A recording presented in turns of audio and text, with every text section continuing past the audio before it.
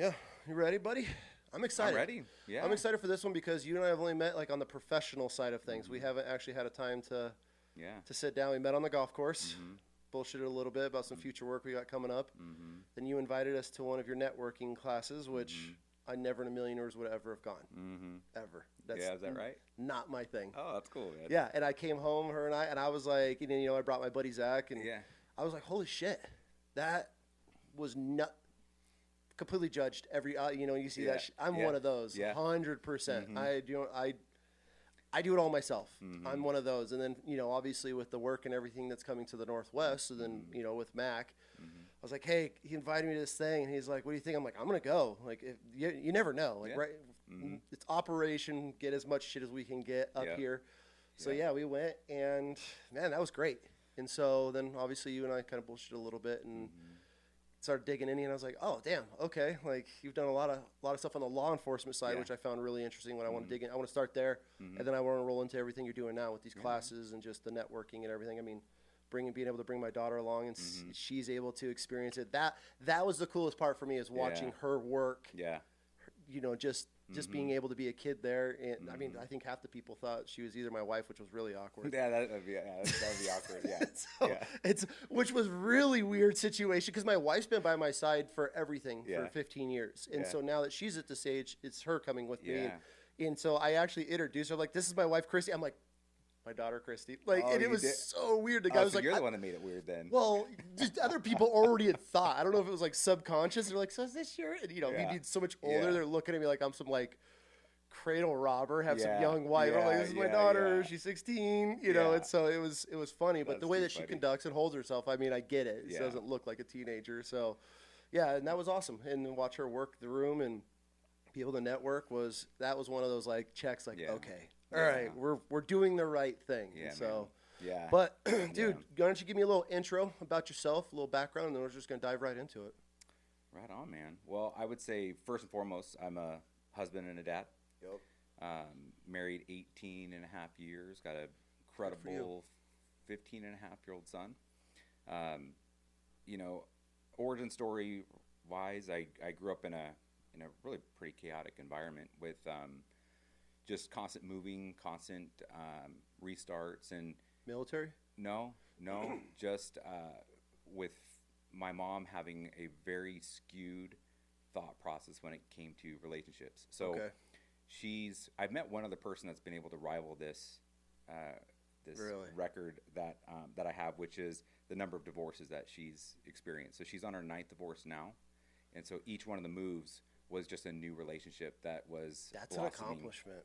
It is, yeah. 9 divorce. When did this start? So when did your parents split? So, I mean, my biological dad, I was 3 years old. My mom was pregnant with my little brother. Okay. So she was 7 months along with him, and he was just this raging alcoholic, abusive type. So she took her last ass beating when I was 3. She was 7. My older brother was 6. He came home drunk, beat her, passed out. She packed up the car. This was in San Francisco. Okay. So we drove down to Southern California, and she didn't have anywhere to go. So there's a picture of me on this little dock right next to this little boat, and that's where we lived for a while. So this little Really?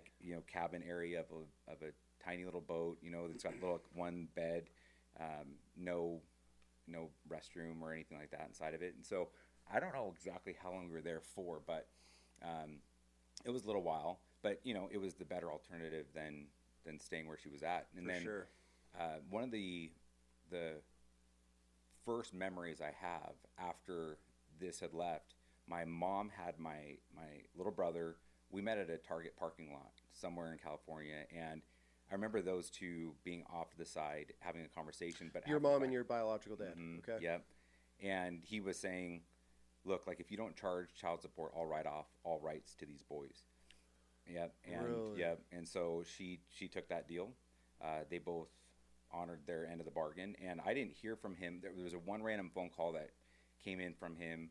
I actually answered the phone. This was like maybe 4 or 5 years later, and he's like, "Hey, is this Matt?" I'm like, "Yeah." He's like, "Hey, this is your dad." I'm all. It like really caught me off guard, and so How old were you at this point? I was around 7 or 8. Oh, okay. So you're still pretty young. Mm-hmm. Okay. Yeah. I mean, old enough to know, but now, we're living in a little apartment in Redlands, California at the time. And so it was my, my 2 brothers and my 2 sisters were all living in this 2-bedroom apartment. So myself and brother shared a little room. My sisters had a room, and then my mom and the new husband at the time were sleeping in a hide-a-bed in the living room. And but that was my normal, dude. That's like, you didn't know any different. I didn't know any different. It was just the way we were doing life. Yeah. And I will say that while my mom always tended to be gravitated towards these terrible relationships. So is she picking just winners, or what's the deal? Well, dude, she swears that this is a true story. Okay, you ready for this? And I've challenged her on it. She says no, it actually happened. But she swears that while she was walking down the aisle to marry my father, that my grandmother stopped her midway, walking down the aisle. Guys standing at the altar waiting, and she gets a tug from my grandmother and says, "Hey, if this doesn't work out, you can just divorce, right?"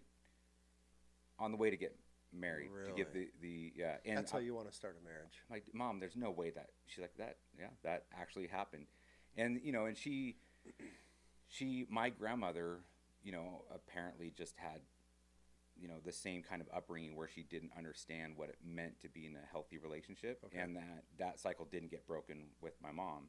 So while I was 10, I remember I had a friend that was over. We're looking at trophies in the room, and I've got several different trophies, and a few of them have different last names on it, because every time she would get married, we would take the new last name. Yeah.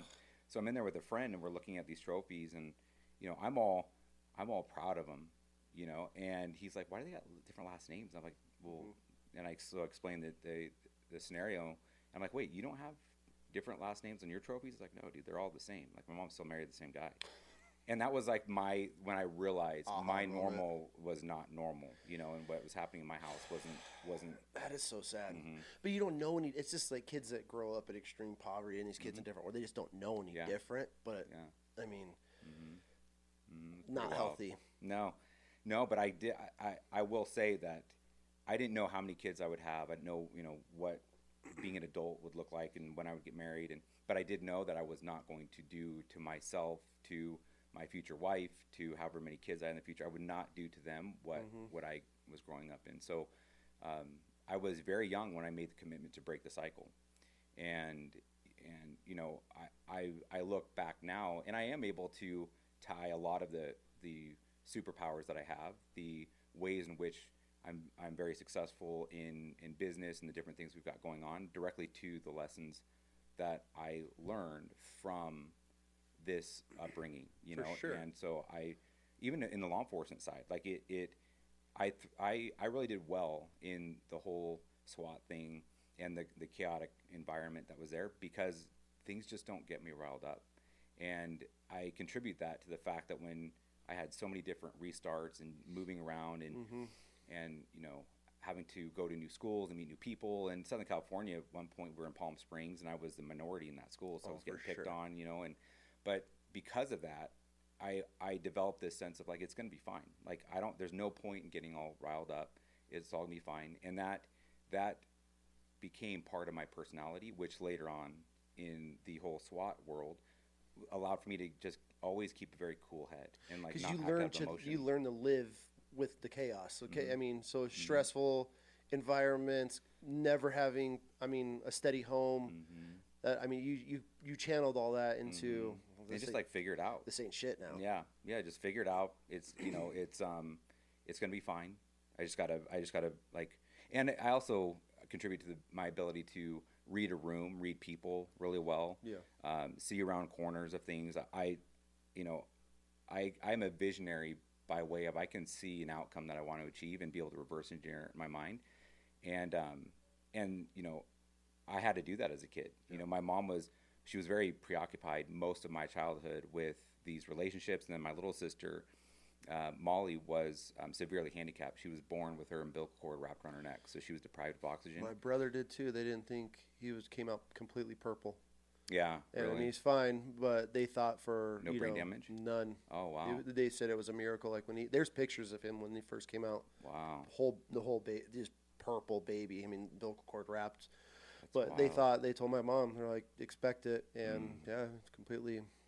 That's that's amazing, dude. My little sister was severely mentally Man, handicapped. sorry to hear that. Yeah, I mean, she was a real blessing in her life. She passed away a handful of years ago. In fact, this tattoo is a memorial of her. Her favorite thing in the world was Annie, and so had this done by a buddy of mine out of Austin, Texas, Andy Foe. But yeah, man, there's ways of looking at our past and to say, is the past going to define the present, or am I going to let my present define the past? And I've chosen to let my present define the past and look at the ways in which it's helped me thrive, For sure. versus use it as a crutch and reasons why I would make bad decisions, and that's why I'm very proud of how long I've been married, and It's that I definitely an kept the accomplishment, commitment. Yeah. especially in these days, man. It seems we talk about it.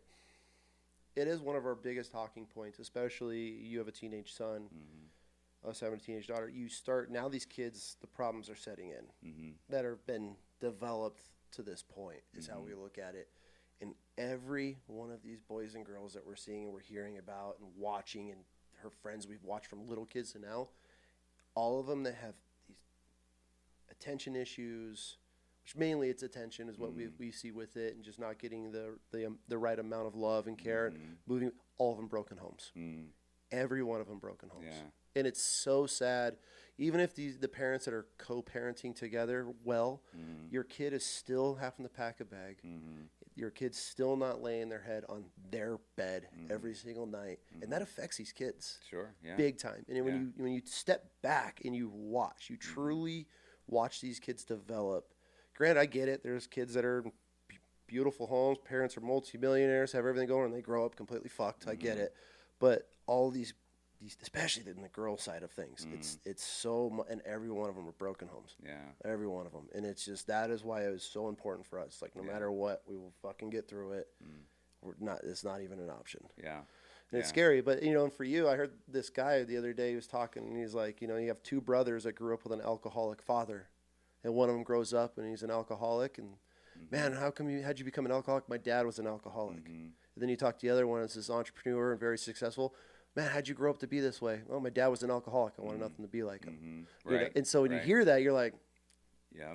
It's your, so for you, instead of you being like, woe is me, I grew up in a shitty home, I have all these fathers and all these last names, I'm going to continue that path. You went, well, my mom was this, so I'm going to break that generational curse, and I'm going to make sure I'm a good father and a good husband, and that's my excuse. And that's how you have to look at it. And, once I heard that, I was like, holy shit, you have two choices. You can, well, woe is me, I'm like this because my dad was like this, or my mom was like this, or I'm like this because my parents were like this and I want nothing to be like them. It's the same. I mean, everybody has that. And man. Yeah, we all get to sit in the driver's seat of our own life, like if we choose to. Right? And that's the thing, is that the more people realize that at all times we have the power and control to change our circumstances. Like, if we don't like our circumstances, we maintain that power and control. Whether we exercise it or not is a different story. And it can be more work at times than others, but you got to be willing to do the work. That's why I got out of the military. I sat there. I'll never forget. I can take you to the exact spot that it clicked, and I was like, "This isn't for me." And I was watching my senior staff NCOs. There was a forklift. They had just dropped off like a pallet of track blocks. We were replacing a track on a tank. And the forklift's like this far off the ground, and they're all standing there with their morning coffees, and they're all looking at each other, talking and bouncing on the forks of this forklift. And I was like, that's who I have to work for the rest of my career. I was like, absolutely not. And then I started looking, and once that light was like, I don't know if, because when I joined the Marine Corps, I was like, I'm careering it. I'm going to stay in. I'm retiring from the military. I'm going to retire a Marine. And then when it hit me, and then I really started watching, and I'm like, man, all of these dudes are miserable. They have shit relationships with their children and families and their wives. Most of them are divorced. They all sit here till 6, 7 o'clock at night because they don't want to go home. And that's the cycle. And I sat there and I'm like, I don't want this. Like, this sucks. And then it got to the point where I was like, God, I got to put on this uniform every day. I was like, okay, it's time. It's time for me to go. And, you know, and a lot of guys, they're scared and they don't know what to do. And we were just having this conversation this morning because she was asking, like, was it scary when you got out? I'm like, yeah. Guaranteed paycheck. It took an act of Congress to bust me down because I was a staff NCO. TRICARE, full medical. I mean, you cannot get, unless you commit a felony or get something major in trouble, you have a guaranteed job and paycheck. Yeah. And that's what I think holds a lot of those guys. And then they're miserable. Then it just festers. And it's up to you to change your future. You change your stars. You could realign whatever you want. And that's when I went home and I told Britt, I was like, I'm done. I'm getting out. And she's like, what do you mean you're getting out? I was like, I can't do this anymore. And I was coming up for another reenlistment. And I had actually just turned in my reenlistment package to do another 4 years. And I was trying to go MARSOC and I was trying to change that. And it all fell apart. And they weren't taking any staff NC. They actually weren't taking any sergeants and above. And I was like, that was my only like little cry to stay in, my little sliver of hope. Like, okay, if I can go this route and get the hell out of this MOS, like, cool, I'll give it a try. And then when they pulled the rug from me, I went home. I was like, I can't do this. I'm not going to live these guys. And she's like, what are you going to do? And I literally told her, I was like, I will flip burgers at In-N-Out if I have to. I'm not doing this another day. And I went in the next day to the career planner that already had my reenlistment package. I was like, hey, man, I just want to check it out, see if I could get a jump school or dive school as like a reenlistment bonus. And they're like, well, we're not giving, there's really none getting out. I was like, I just want to fill one in just in case. And he handed it to me. I turned around and shredded my reenlistment package in front of him. And he looks at me like, what are you doing? I was like, I'm out. And I went to my gunny and I was like, guns, I'm out. And he goes, Bam, if I were to do it over again, I would get out at 8 years. He's like, you do another 4 years, you're in, you're stuck. Wow. And I was like, that's all I had to hear. Yeah. And he was an awesome gunny. This dude, he was one of those ones, like he would have been me if he stayed in longer than he should have, but he was, what do you do? You know, you're already halfway to your retirement. It doesn't make sense unless you go. I had a buddy that did another 4 and he ended up going embassy. Now he's a U.S. Marshal and he's loving life, but he's built for that. Yeah. And so that was it, man. And I was like, I have to change my path. I'm going to be miserable the rest of my life. I'd rather be miserable on the outside doing my own thing, not having to work for these assholes.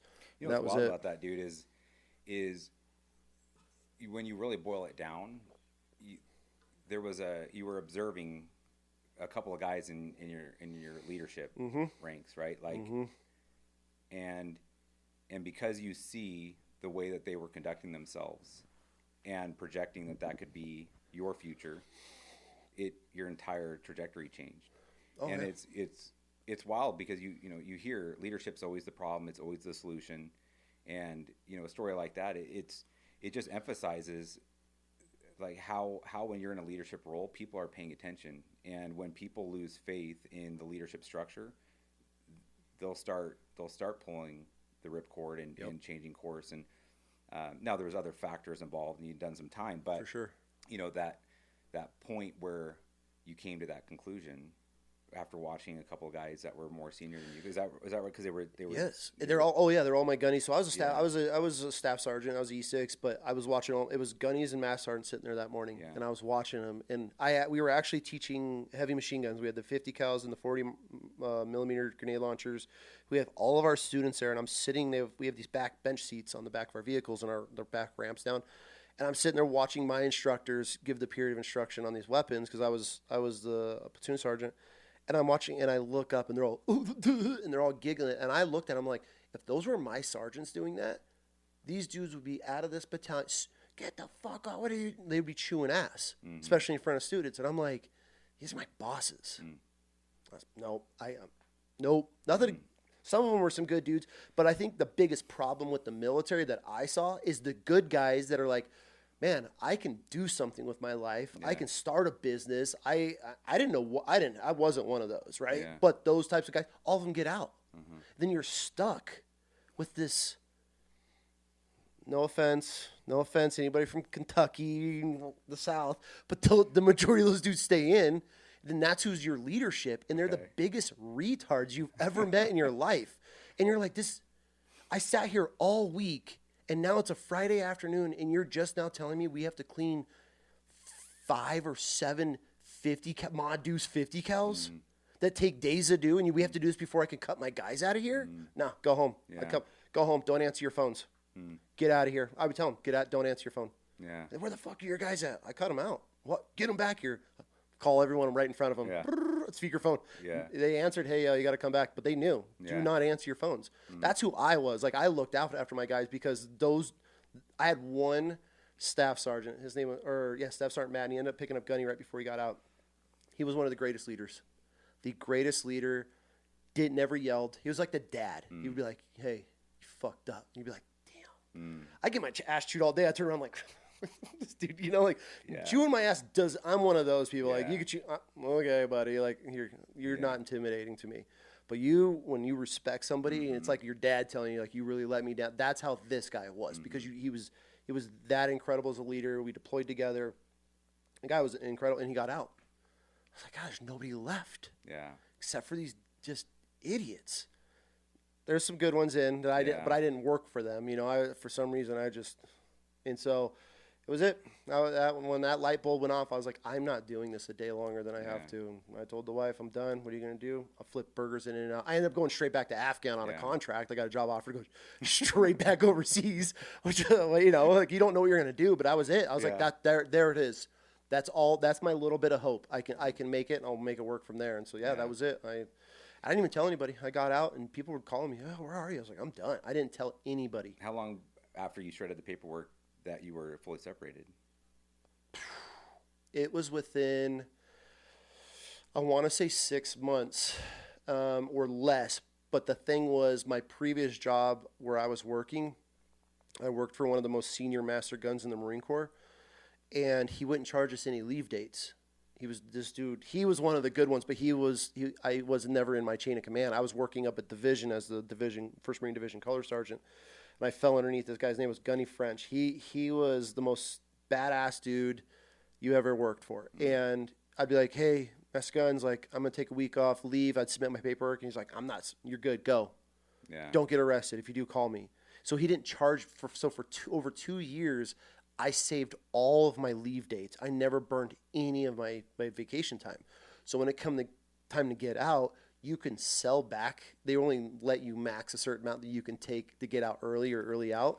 So I maxed as many days as I could take out, which was like 2 months early. And then I sold back all of my other time. So I ended up getting paid for all the days I couldn't take. And then I got out early. And plus I was an instructor. And so I was teaching officers at the time, and officer classes were like maybe twice a year because you have to let the class build up to get enough students to actually host the class. So we weren't doing anything. We just fucked off all day. So I just stopped coming in.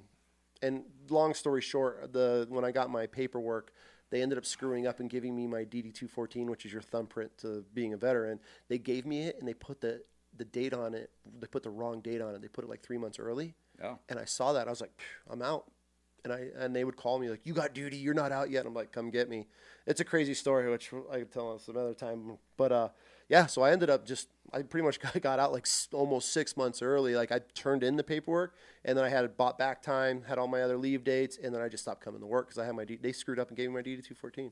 So I was done, and I didn't tell anybody because I didn't get. They do like a little getting out or retiring plaque and going away, and they didn't. I mean, I had guys calling me like, "Yo, where are you? I haven't seen you at work in forever." I'm like, "I'm out." Did you get your paddle? I didn't get anything. Wow. Nothing. Nobody even knew I got out. So if those guys that were bouncing on that forklift were much more like Gunny French, do you think you'd still be in? I don't know. I've never thought of that, actually. That was like the aha moment that started the hourglass, where I was like, God, I gotta work for these dudes for 15 more years, plus years. And so it's just, at that point I was ready, and then it's like when you have a roommate and everything's cool at first, and then you start to get on each other, and then just hearing him breathe or your roommate walk around, and you're like, that's how it was for me. I'd go to work, just the smell I hated. I hated putting on my camis. It got to the point where I would just come to work like, fuck, like, God. And I was a weird Marine because I always looked at the Marine Corps as a 9 to 5. I was never like, rah rah, gun, kill, Marine Corps. Like it was never me.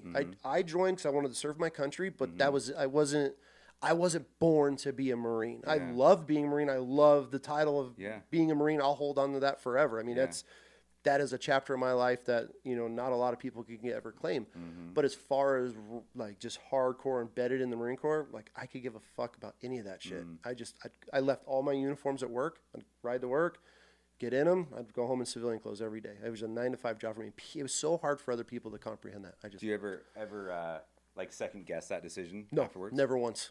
The only thing I've ever missed about the Marine Corps are my boys. Of course, yeah. Guys I deploy with, and then my instructors. I had the best team, and so it was nice being able to leave on that, and like, all right, guys, like, I'm sorry, and they were bummed because there wasn't besides my best friend that's a U.S. Marshal now. There wasn't any other guys like us that we didn't like. When you yell, I feel like yelling is a sign of poor leadership. Sure. If you have to scream all day long at your guys, it's not working. And so I would tell my guys like, "Yo, we fucked up. Y'all messed up. Like I'm sorry. Don't make me be an asshole. Yeah. And so and so they never, once they learned, hey, cool, Staff Sergeant Marshal, like we can get away with murder. Just do your job. Do your job. Get it done. Hey, you guys got nothing going on? Go home. Close them up. Go home. I'm not going to make you sit here just because. I'll sit here all day. Cool. Get out of here. And so that's who we were as leaders. That's who I was as a leader. Yeah. My guys were sweeping. I was sweeping with them. My guys were cleaning weapons. I was cleaning weapons with them. Yeah. And we got everything done so much faster. Everything was done better. We had the highest test scores of all of our students because my instructors, they knew if I can get them out of it or not having to do something, or we could finish early or cut them loose early, they knew it was going to happen. So get it all done. But if they came down like, hey, Susan, we're done. Hey, is this and this done? No. Go get it done.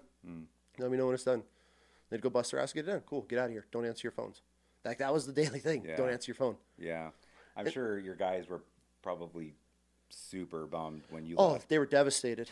They were, please, man, please. Like, and so obviously after I left, they got a new staff NCO, and I even got those guys because of how belligerent I was. I'm one of those, like, I'm swimming against the stream no matter what it is. I'm going to go do the opposite. And this team was built of all of these same type guys. Yeah. So other staff NCOs had problems with them. It couldn't be controlled.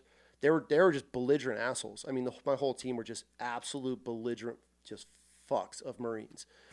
And I show up and I was like, listen, I was you.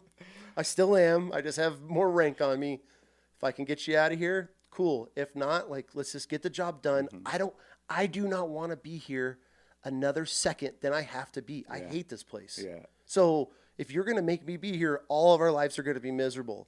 If you guys don't make me be here any longer, you guys get to go home and get out of here. I'll take the bullet for it. And they were like, shit, this is great. And so, I never had any problems. I'd be like, everything was done ahead of time. I was like, hey, get it done. And once we learned that routine, it was great. And they loved it. I mean, we were gone. All, other staff NCOs were like, oh, what are you guys doing? Oh, I'm just making them sit there all day.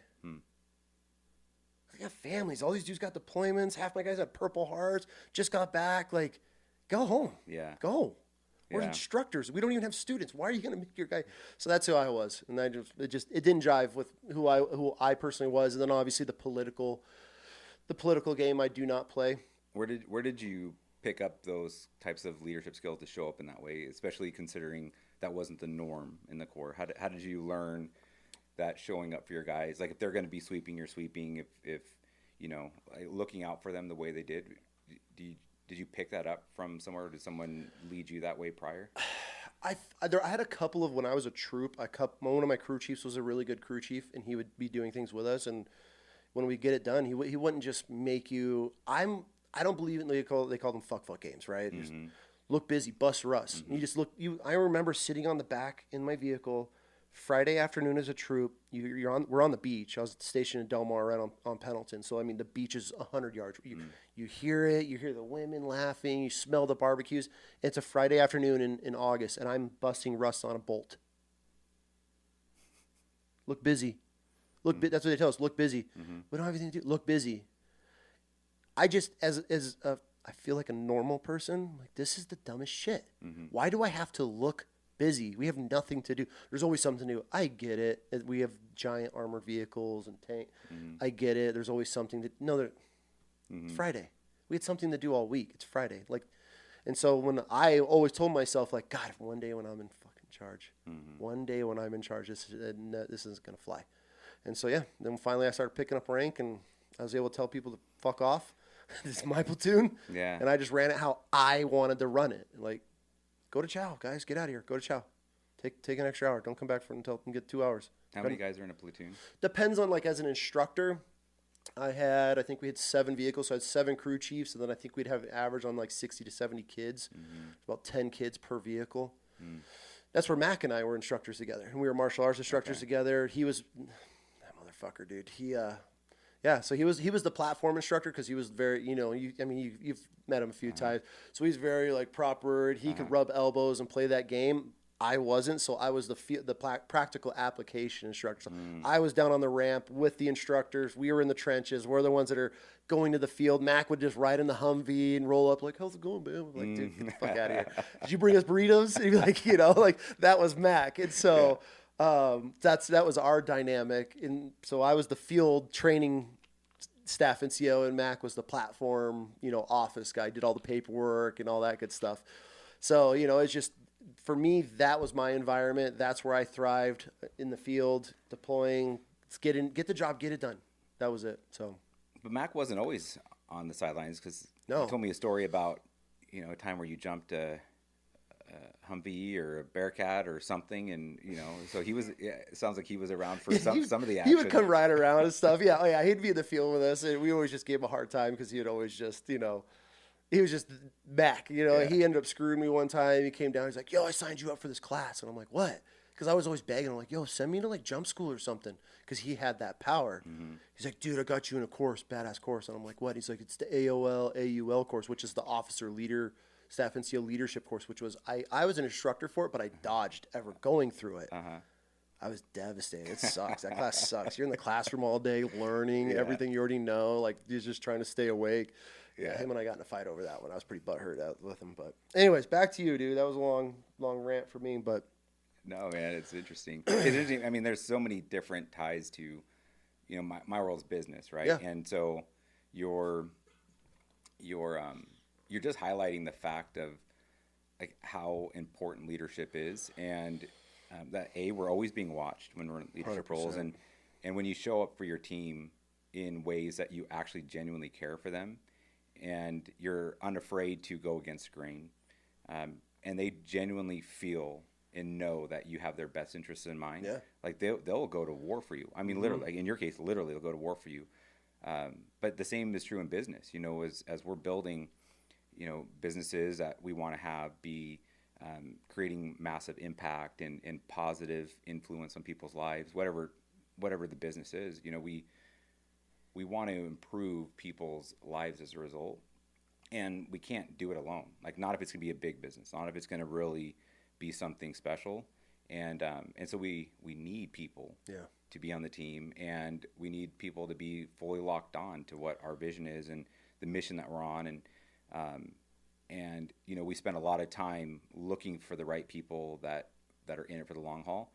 And it's devastating. I do a lot of coaching and consulting for mainly doctors and medical providers in the functional medicine, naturopathic space. But turnover is a real problem for entrepreneurs. And what many entrepreneurs fail to realize is that when they have high standards for their people that they themselves don't hold, and ensure that they are first and foremost rising to those standards before they require anybody else to. It's that whole "do as I say, not as I do" thing. People know a hypocrite when they see one, right? Quick. And nobody wants to work with a hypocrite. Nobody wants to help a hypocrite build a profitable business so they can have all the toys and all the fun. They don't want to be part of a team like that. So I've worked for teams like that. Yeah. It sucks. Yeah. Because morale. I think the biggest part of that is morale. As soon as you lose morale in your team, your staff, you're done. Yeah, man. I mean, because a lot of times they come together, and then that's where like a coup or some sort of mutiny will form, right? Because now they're all seeing it the same way, and they're probably right. guys that took issue with those that were on the forklift or whatever. Like when you see somebody in a leadership role, you're like, man, you tell me I have to do this, and you get on my ass when I do these things, but yet you're over here doing something very similar, and it's okay for you to do, and just because you want to pull rank, nobody respects somebody like that, and there's no longevity to people being part of that team, or maybe they'll stick around because it's a better alternative for now, but they're not. They're doing it just to not get into trouble, just to buy time, just until the next opportunity arises. But they're really not there to help you build. And that's, but then you're not seeing your numbers grow, productivity or sales or building. I mean, they might be hitting their numbers, but you're never ahead. It's because, they still, it's like, why am I going to put an extra hour in? We're almost done. We could finish this up right now. Or like, fuck, let's go home. Yeah. Screw this guy. Like, rolls up, brand new giant truck bitching at us all day. And we're out here and these guys are struggling. Yeah. He's not out here in the rain and the freezing cold. They just had a sleet storm roll through and we're laying shingles. And this guy rolls up and barks orders from his truck window. Mm-hmm. Yeah. Then the cancer gets set. Yeah. And then it just slowly starts chipping away. Mm-hmm. The one guy turns into two, and before you know, your whole team is just. Yeah. Yeah. So if for people who are having challenges with their teams, like, look inward. Like, always. Are you a Gunny French, or are you the dipshits on a forklift? Exactly. And depending on where you fall depends on, like, how locked on your team is and what you're able to produce. But I mean, it's because of pride and ego. A lot of guys will look outward when they're having issues. That's exactly what it comes to, is pride and ego. Mm-hmm. And they want to point fingers at everything else. Mm-hmm. Yeah. God, it's the most frustrating thing too, especially, not always being the entrepreneur, just grinding to get to where I've those stepping stones and working for those guys where they'll walk in, why is this, and it's like, well, you suck. Yeah. That's why. Yeah. You're not giving us any funding. You're not giving us any support. Morale's down. Mm-hmm. All you do is come in and bitch. Well, exactly. This is why. This is Yeah. why your sales reps, oh yeah, no problem. They're not upselling anything. Yeah. Yeah. Yeah. It's I had a sergeant, one of my very first sergeants, John McDaniel, and that dude won me over to the point to where, short of committing a major felony, like even like small felonies, I would have considered, for this 100%. guy. Oh, 100%. He showed up for me in ways that was it was not typical. So, but knowing you probably had his back and he had yours. Oh, after this point, so yeah, we had this guy. Now, I'm all law enforcement, so it's all like stateside. So we had this guy that was stalking a female, and he was getting more and more aggressive. Like, he was putting dead animals on her doorstep, and like gutted fish in the mailbox, and like constantly harassing her, changing his phone number so he could continue to reach out. And it was just building on itself. And I was a rookie cop. I mean, I was within my first year. Okay. And this gal calls me. I just started shift, and she's like, "Hey, he's in the area, and he asked if he could take me to lunch." And so I told him that I could maybe make it work. Can you guys like be in the area and scoop him up? Because there was an active warrant for him. No shit. Good for her for doing that. Yeah. So she was pretty heads up. So I haul ass over there. I have very limited like experience with any of this shit, right? How new? I mean, I know you're in your first year, but like, how green are you? Oh, I'm green. I'm like, I mean, I've spent some time watching episodes of Cops and things, but like, a YouTube or to a video. The academy itself is about. Is this ISP or you? This is Ada County Sheriff's Office. Okay. Yeah. So I got hired on in 2006, and then I spent a year in a jail. How was that? I just had a correctional officer on, and we went into how corrupt the whole correctional facility is. I think when you get onto the prison side, especially for the private prisons, I think it really goes sideways there, because it's all about money and the inmates are different, right? In the county jails, they're still going through the legal process. Yeah. So and I had actually people comment on that. They're like, "Man, I did a lot of time in county, but never experienced any of this stuff." And we were talking afterward, and he's like, "When you get to the private, federal, whatever, that's where the funding comes in. Yeah. That's where the corruption starts. Yeah. Because I was asking about the drugs. Yeah. It's like, how are drugs getting? He's like, CEOs bring it in. Yeah. I was like, yeah. I was like, how do you stop? He's like, there needs to be either a law enforcement officer that's checking everybody's stuff every day, or it needs to rotate. But anyway, sorry, it's crazy. Man, yeah, I don't know exactly what their hiring standards are, but I don't think they're as 18 years old. Yeah. 18-year-old kids working max facilities. And these, I mean, many of the people in prison, like they've been in the system for a while. They know how to manipulate. They know how to. They're con artists. They're con artists, right? So if you got some 18-year-old kid. Zero life experience. Yeah, but I mean, why are you putting an 18-year-old kid in max around guys that have got nothing to lose, career criminals? Scary. Yeah, it is scary. Yeah, of course. And then you do one stupid thing, and now they got you, right? Like if they can convince you to do one thing, now they'll be like, "Hey, man." That's what he's saying. Like bring in one phone, or you bring in one thing now for them, and then we'll tell on you. Yep. Yep. And then they own now you. You'll be behind these bars with us, and that's all it takes. Mm-hmm. Yeah. So I would deal with a lot of the repeat offenders, because they get out, they do something stupid, they violate their parole or probation or whatever, and now they're right back at the system. But I mean, for the most part, I wanted to go out on patrol right out the gate, but the need was for the jail. And I'm actually looking back, I'm glad I started out there. I think a lot of guys that have no real experience. I mean, to be a cop, you can't have a criminal background, right? So my interaction with the criminal element was next to nothing. You're thrown to the wolves. Yeah. Instead of being on the streets slowly, because you can go maybe a couple days without anything crazy, or maybe a couple weeks. It's depending on the department. Yeah. You get thrown into the county jail. I mean, you're dealing with every drunk, I mean, everybody's getting picked up. I mean, you're processing most. You're learning how they talk, their body language. You probably get to pick up on if people are lying, and it's a good way to do it. I guess. Yeah. And when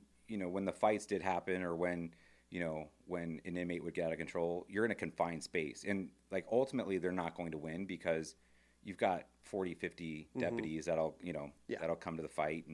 And because they're in the legal process, most of them are on relatively good behavior, right? Okay. Because they know if they really do something stupid, it's going to get to the judge, and the next time they got court, it's going to bite them. So, but it was a great place to cut my teeth in law enforcement, learning how to communicate with these guys and gals.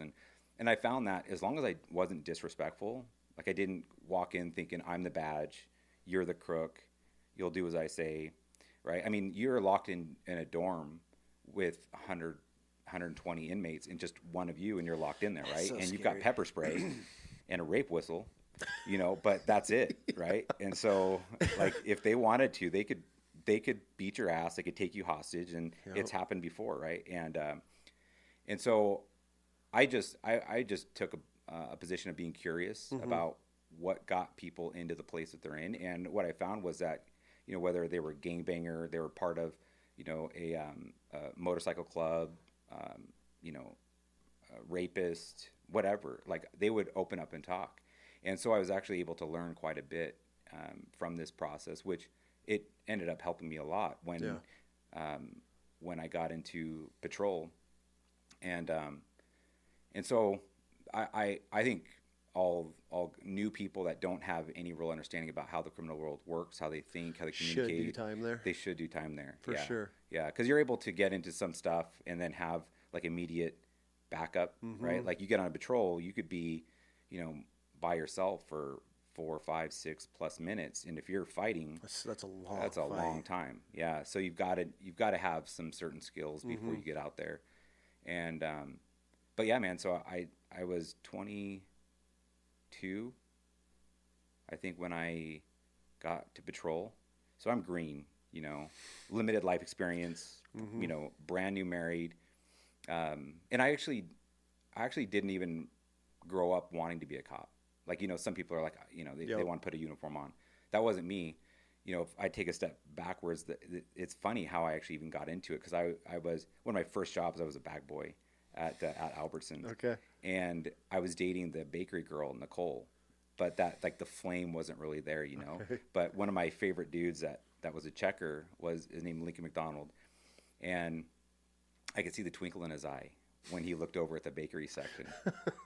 And so I could tell things weren't really going anywhere with Nicole and I. So I said, "Hey, man, you want me to introduce you to my girlfriend?" Really? Yeah. Yeah, and he's like, would you? Like, is that cool?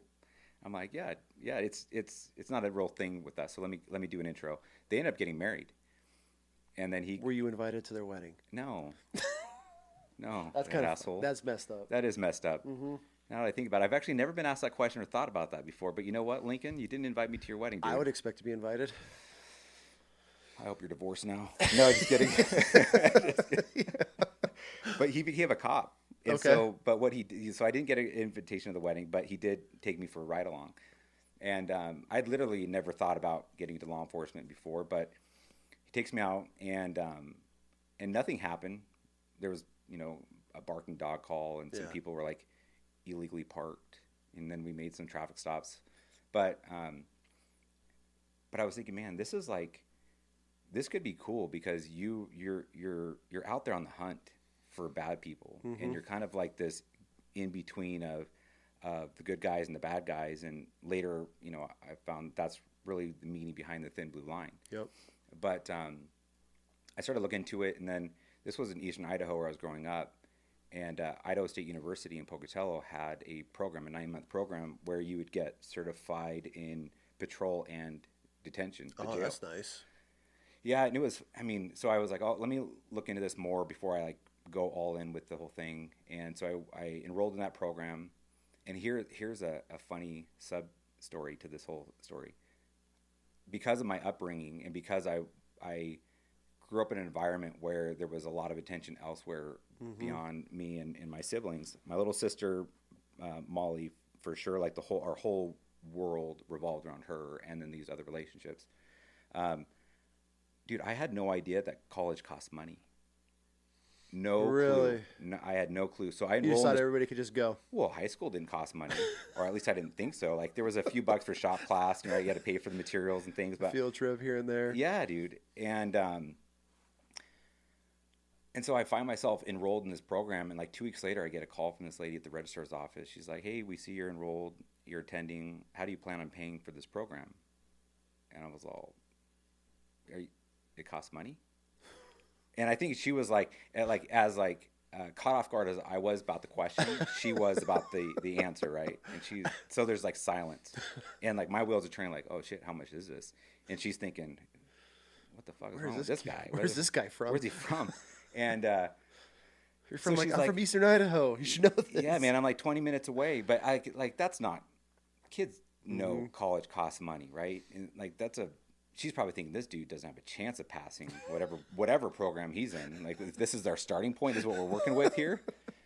Good luck. Yeah, dude. So I shot down there. I filled out some like emergency student loan paperwork. It got approved, and I was on my way. But that's how ill prepared I was for life. No kidding. Like stepping out of the house and like entering the real world. That's where I was at. But I had work ethic and a good head on my shoulders by way of knowing what I didn't want, like having so much exposure to things that I did not want to have part of it. I operated in that way where it was like, well, I'm just going to do this because all I know is that, and that's not healthy. Mm-hmm. So went through the program. It was actually super fun because Pocatello is attached to the Fort Hall Indian Reservation. Okay. And those guys can drink, and they get mean, and they fight, and so there was a lot. They get that fire of water experience, in them. man. Yeah. Yeah. But the reservation was only a few miles away from town, like downtown Pocatello. So we would constantly get into these pursuits because it was always just a matter of if they could get back to the res, then mm-hmm. they were home free. And but a lot of really good exposure to a lot of problems, because of it. And so I learned a lot very quickly. Oh, yeah. And got a lot of hands-on experience. The res life is wild. Yeah, man. It is. It's sad is what it is. It's very sad of how, well, one, obviously everything that's happened. Yeah. To the whole native culture here. Yeah. But two, it's like they're stuck on a res and just, here you go, here's a casino. Yeah. Figure it out. Yeah. And I grew up in upstate New York where, we're surrounded by reses up there. Mm. And it's sad, man. Yeah. It's sad. And I think because they get their little casino check every month or every couple of weeks, it helps those people, and it just ends up hurting them even more. And drugs and alcohol are just rampant. Yeah. It's sad. It's a sad community to see. Mm-hmm. But then you roll through some other reses that have their shit together. You know what's wild though, dude? With all this like Black Lives Matter and like all of this like you have states like California that are doing these reparations and stuff. You never hear anything from Indians about that stuff. You're like, dude, they were like, if anybody was going to bitch and like say like we're owed I've been something. saying this forever. Like I have a couple buddies that are natives. Actually, one of my buddies, his dad's a chief of a huge res in California. Like where's their shit? Because we stuck them on some plots and they thought was shit at the time. It ended up, some of them were beautiful areas, but we give them a couple of casinos and here you go. And that's it. Like if anybody needs to be getting taken care of, like I'm not to get into the whole slavery shit, but you bring this up. It's like there's more slaves now than there was during our slave trade. Yeah. And we won't even get into the history of that. But like how Native Americans were treated in this country is mind-boggling that nobody's bitching about it more today, especially with the whole Black Lives, reparation, we get owed money. You have every goddamn thing in the world right now. Mm-hmm. The Native community has been shit on since day one, and nobody talks about it. And not to mention the amount of women and children that are trafficked off reservations. Yeah. Nobody talks about that. Yeah. It's wild, right? Like why? I'll get deep in why not? Like why don't we hear from them? I don't know. I don't know if they just make enough off they're just comfortable enough. No way, man. There's no way. Like we destroyed. Like giving them is destroyed. I'm not trying to make it. I'm the last person to give anything, right? It's interesting how it's like you'd be like, all right, bro, like that's fair. Like that's like we fuck up, but they even with like, and they're not even trying to ride the coattails. And I don't have an answer for it. I just think it's interesting. Like for sure, you would think that if they really wanted to, they could be like, oh yeah, and by the way, while we're having a conversation about reparations and the white man coming in and just destroying things, like throw our name in the hat, or why don't we move us to the front of the list? Yeah, if we were going to give reparations and I had to pay reparations, I'd be like, okay, I understand. Yeah, I get it. Like I'm not gonna be like, I'm sorry, I don't know. Like I'm not.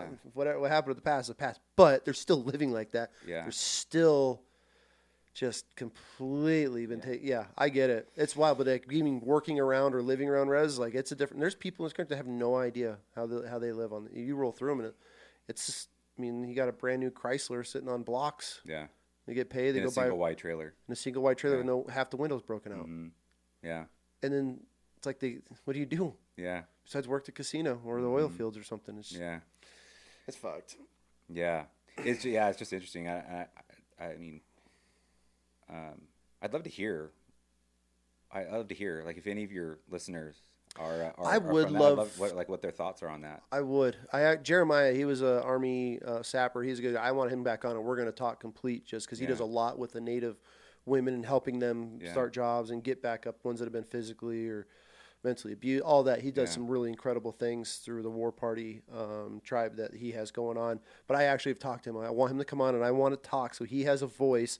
And I'd love anybody else that just so I want why is this happening? Why aren't y'all speaking? I mean, I'm sure they are, but how does the black voice so much more powerful than the Native voice? Is my question. Yeah, yeah. And why is nobody focusing on the women and children that are being trafficked off to these reservations at a cyclic rate? It is mind-blowing. I mean, I don't know how much you had to deal with that, but nationwide, not it's that part. I mean, I was just a rookie in the program, so I wasn't exposed to that side of it, but I actually didn't even know that was a real problem. It's huge. Nobody does. No one does. And because once they leave the res, they're taking them. Their voice is gone. Who's trafficking them? Yeah, who? Do you know? Oh, there's so many. I ain't getting in a rabbit hole about that, but I want to know why is this not a topic? Yeah. Why are we worried about helping a criminal in California? He could steal up to an X amount of dollars now out of a CVS, and he's completely safe. But we're not worrying about children that are just disappearing off reservations. Yeah, man. I think we're going to see a lot of changes here in the next 2 months. I think we're going to find that there's going to be a lot of attention on a lot of areas that have been neglected, and there's some people that need to be really worried. But for you and I and others like us. We have a lot of reasons to be. I just want to see everything outed. Because I'm so sick of the media. That's my biggest thing with this whole political environment was the propaganda. I mean, did you see? I just saw a study. It was like 2,700 people committed suicide the day that Trump was they declared it. No, there's dudes. This one guy killed his whole entire family and himself because Trump won. Tell me that is not propaganda. Tell me it's not. Look, I'm voting for the people. If Harris was the right for the people, or I don't give a shit. I'm fuck the left, fuck the right. Yeah. I'm fuck the government as a whole. None of them are after us. I'm going to go toward my morals, values, and for the people and what makes sense. And what's been going on in the last 4 years doesn't make sense. But you look at the propaganda that we've been fed and that people are so convinced that he's a warmonger, the world's going to end, that this dude killed his whole family. That is 100% propaganda. Yeah.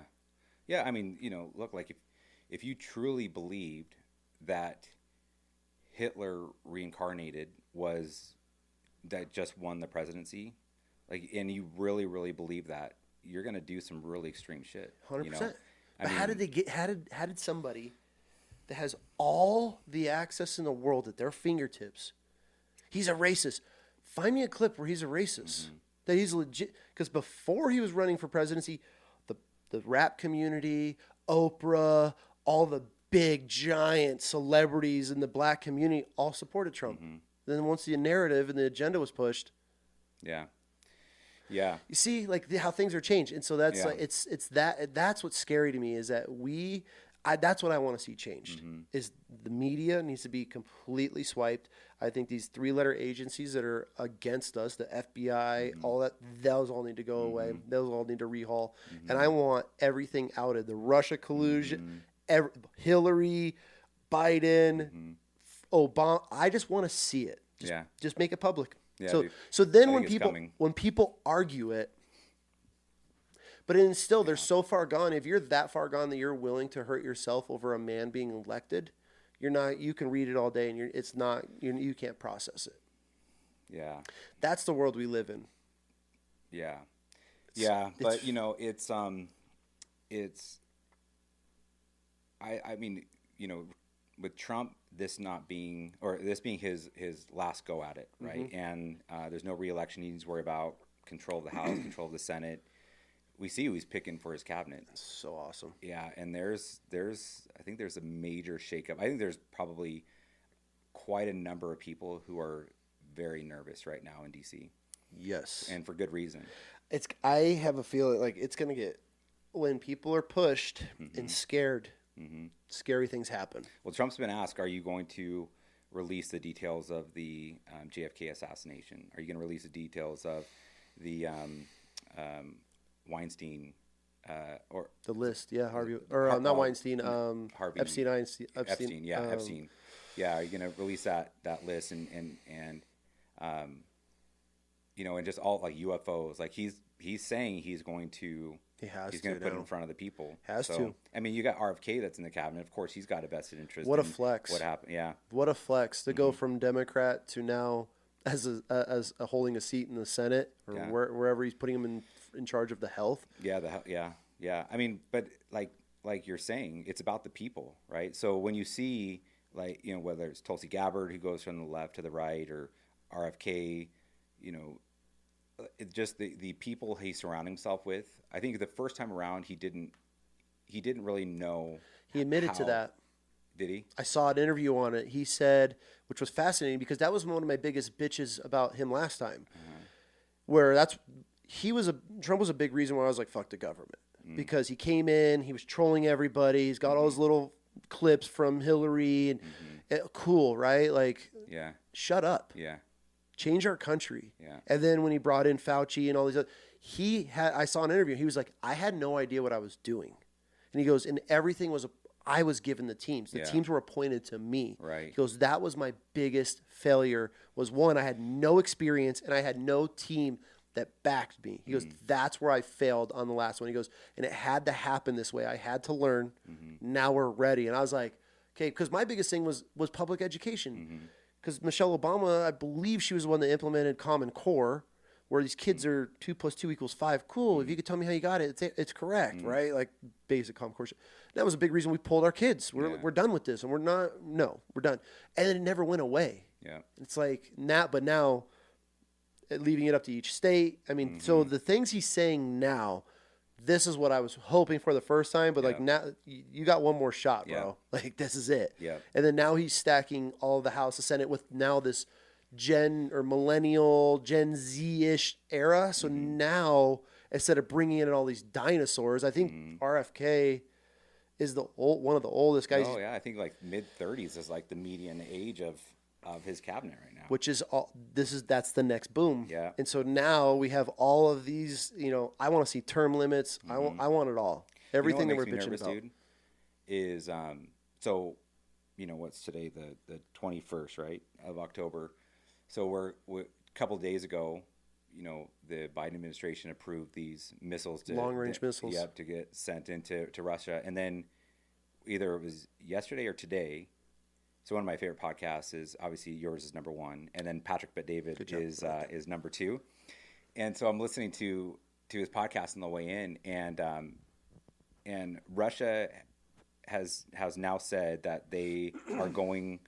Putin has approved like World War III measures or something along those lines, and that if they get hit by long range missiles, they're basically green lighting the nuclear program. And they sent in some ICBMs without the warhead just to prove the point and hit Ukraine with those. And so, what is Trump actually what is he going to be stepping into when he takes the presidency? Exactly. And what's going to happen over the next 2 months? Because a lot can happen. Oh, dude, I mean, it could, like, let's just say, so here's an interesting thing that I'm like, okay, how's this going to work out? Because North Korean troops have been sent in, right? And the U.S. government continues to say, I think somewhat vaguely, that they are now legitimate targets, right? So are we going to see, here's my conspiracy or your prediction? I will say a prediction, more conspiracy, that Russia's like, okay, assholes, you send in another long range onto our territory, like we're going full nuke on you. And so Zelensky's going to be like, all right, well, shit, North Korea is a legitimate target. Now they've sent in their things. We're going to send these long ranges into North Korea. See, I don't think it's Zelensky. I think it's the U.S. It's Obama and everybody that's running him now, because he's our puppet. Okay, this is your next decision. This is your next play. So do you meaning what? You think that they will send 100% into North Korea? This is their last Hail Mary. I think that's where World War III would kick off. Mm-hmm. Right before Trump steps in, and then it just fucks everything, because then he's going to be trying to put out fires the whole entire time, and that's dude, where it's I mean, not just fire, like an inferno, dude. I mean, it's like, we start sending in now, like, yeah, hey, North Korea, you entered the war, dude. Like you're not just supplying weapons and equipment anymore. Like you're putting in war fighters. So, there's consequences for that. So, I mean, but North Korea is unhinged, dude. And so, that's my concern with this whole thing. But it's like, why within a couple of months are things that we have been saying Ukraine cannot do, now all of a sudden they can do. And now Trump or Putin is like rewriting their whole, approval process for sending in nukes, and the rhetoric is really ramping up. Well, it's funny because the second that Trump won the election, Putin came out and was like, "I'm ready to negotiate. I'm ready to end the war." And then a week later, we're sending long-range missiles in. Yeah. And then Hamas. Tell me how that's America first with approving this and ramping up the war. For what? Yeah. This is my biggest thing. I say it on almost every. Make it make sense. I say it on almost every podcast. Make it make sense. One, why are we there? Mm-hmm. Two, why are we sending in long-range missiles right before this presidency ends? Before the warmonger steps in and takes over? Make it make sense. It's their last ditch effort to try to start this agenda of just world control and having another giant war on our hands. You get to ask that question though, and like you and your brothers and sisters like get to ask that question because you lost friends. You experienced war, and all of the consequences of that. For what though? That's what I'm saying. For what? Why were we in Iraq? Right. There's no weapons. There was never a weapon of mass destruction. Never. We never. It's hard because I saw the good we did while we were there. You know, like opening up these little towns and villages that we would take over. That, you know, at the time we called them the Mujahideen or whatever name we had for them at the time when we were taking over. So we used to escort kids to schools every day. They would literally, like a bus stop, and we would roll in as a patrol, and we'd be in the front, back, and middle, and we'd walk these kids to school. I watched engineers build playgrounds and rebuild schools and chairs and desks and everything. So like I got to see the good that happened while we were there, but why the fuck are we there? Yeah. Why did we lose so many men and women over there for what? Yeah. And then Afghan. Why? Why are we in these wars? What did that do to morale and things? As that started to like really root in, I mean, we were there for 2 decades. So, how like you're over there? What was the mood of the troops when we're like? I wasn't in Afghan as in active duty. I was a contractor in Afghan. So for us, it was free reins. I mean, we got to do whatever we wanted. But I mean, in Iraq, we were told a narrative. We're their hearts and minds. We're there to help the country and liberate these people. And then you're there, and you're like. But I mean, we found out pretty quick that what government before said. I had joined, I remember there was never a weapon. We weren't taking oil. We're not taking. There's no weapons of mass destruction. Why are we losing men and women? It's all dollars, man. Yeah, that's how the rich get rich. It's during war. Yeah. And I think that's when you talk about America first, you start talking about like what's in it, you know, for the American people. I think that's why we saw such a huge movement towards Trump, because people are fed up with being spoon-fed lies and propaganda, and like you don't have to even really be paying too close attention to be like, if you just follow the money and you look at make it make sense. Make it make sense. Where's the money going? Why do we have politicians where their kids are on oil companies, the board members of oil companies in Ukraine? That we're now going to war with Russia with. Make that make sense. Yeah, let's figure out what's going on with Burisma, right? Like I think that the Hillary Clinton bleaching of her servers and things, like all of those things, I really hope that we get exposed to the behind the scenes of those. Yep. And the presidency owes it to the American people for us to understand what's going on. Yep. And we're the people. Yeah. They work for us. Which is where the left, I feel, has completely lost it.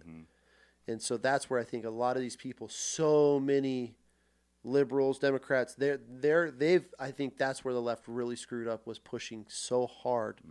And the agenda, they were just like, I don't support this LBGT shit, the abortion shit. Just, I mean, what is a woman identify? It's too much. And it sucks because I remember I don't know if you remember when you were a kid, like you would hear somebody who was a Democrat or a Republican. It didn't matter. Nobody cared. Now there's marriages ending over. Now it's you. People are like, oh, you're gonna judge somebody off of what they're voting for. Now it's like you have to, because if you're still believing this shit, there's nothing that you will provide for me or my family that I want to even deal with if your mindset is still thinking like this. And like I said, I'm F every party. They're all politicians. I am anti-government, anti-politicians.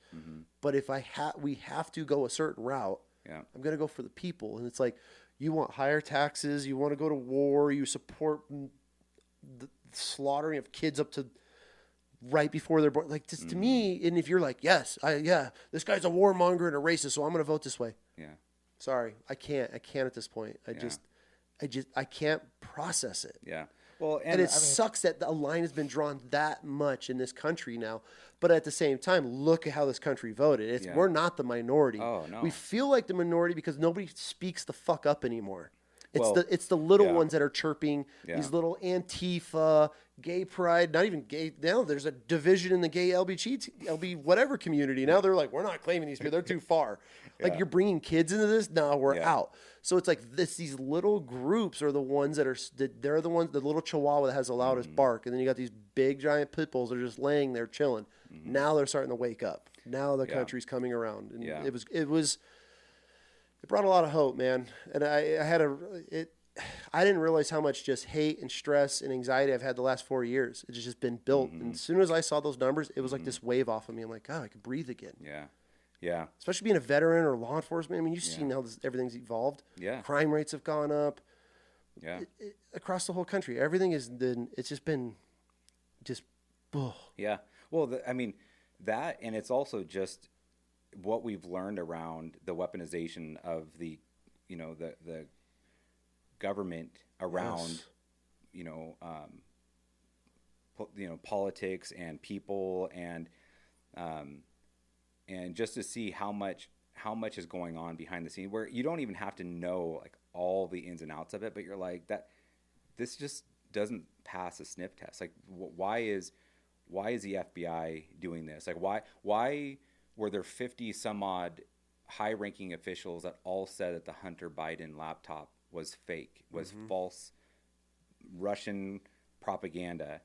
When there's proof of it. When there's proof of it. And they knew it was proof of it. I mean, you're talking about the heads of CIA and FBI, and then you have, if we can't trust them, who can we trust? That's what I mean. It's like that, when you talk about that sigh of relief, it's like, I'm not personally being sought after by the feds.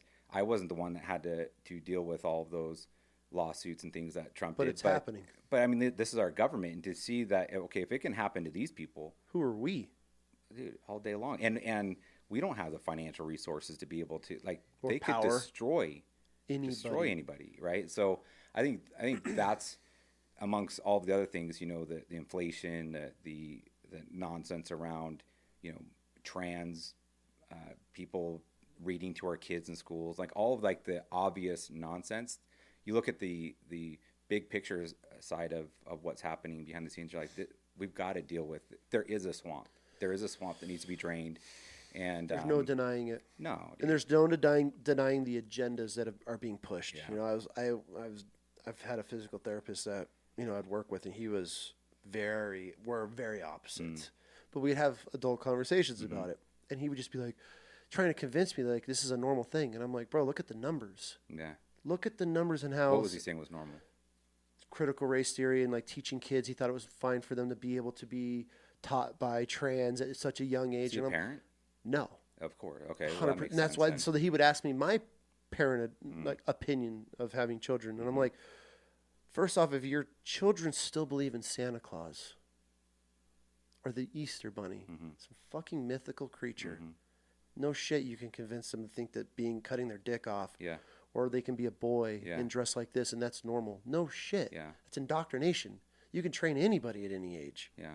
If you feed them enough shit, and I would come home like, Was he curious, open to having a conversation, or had he taken a position that's he okay? 100% took a position, but he was open for my opinion, so it never got heated because I'd be getting worked on, so it's not like I can tell this dude to like get fucked, but it would always blow my mind when I would leave there. I'm like, God, dude, wait till you have a child, and then now your child comes home. I'm like, Dad, I would be devastated. Yeah.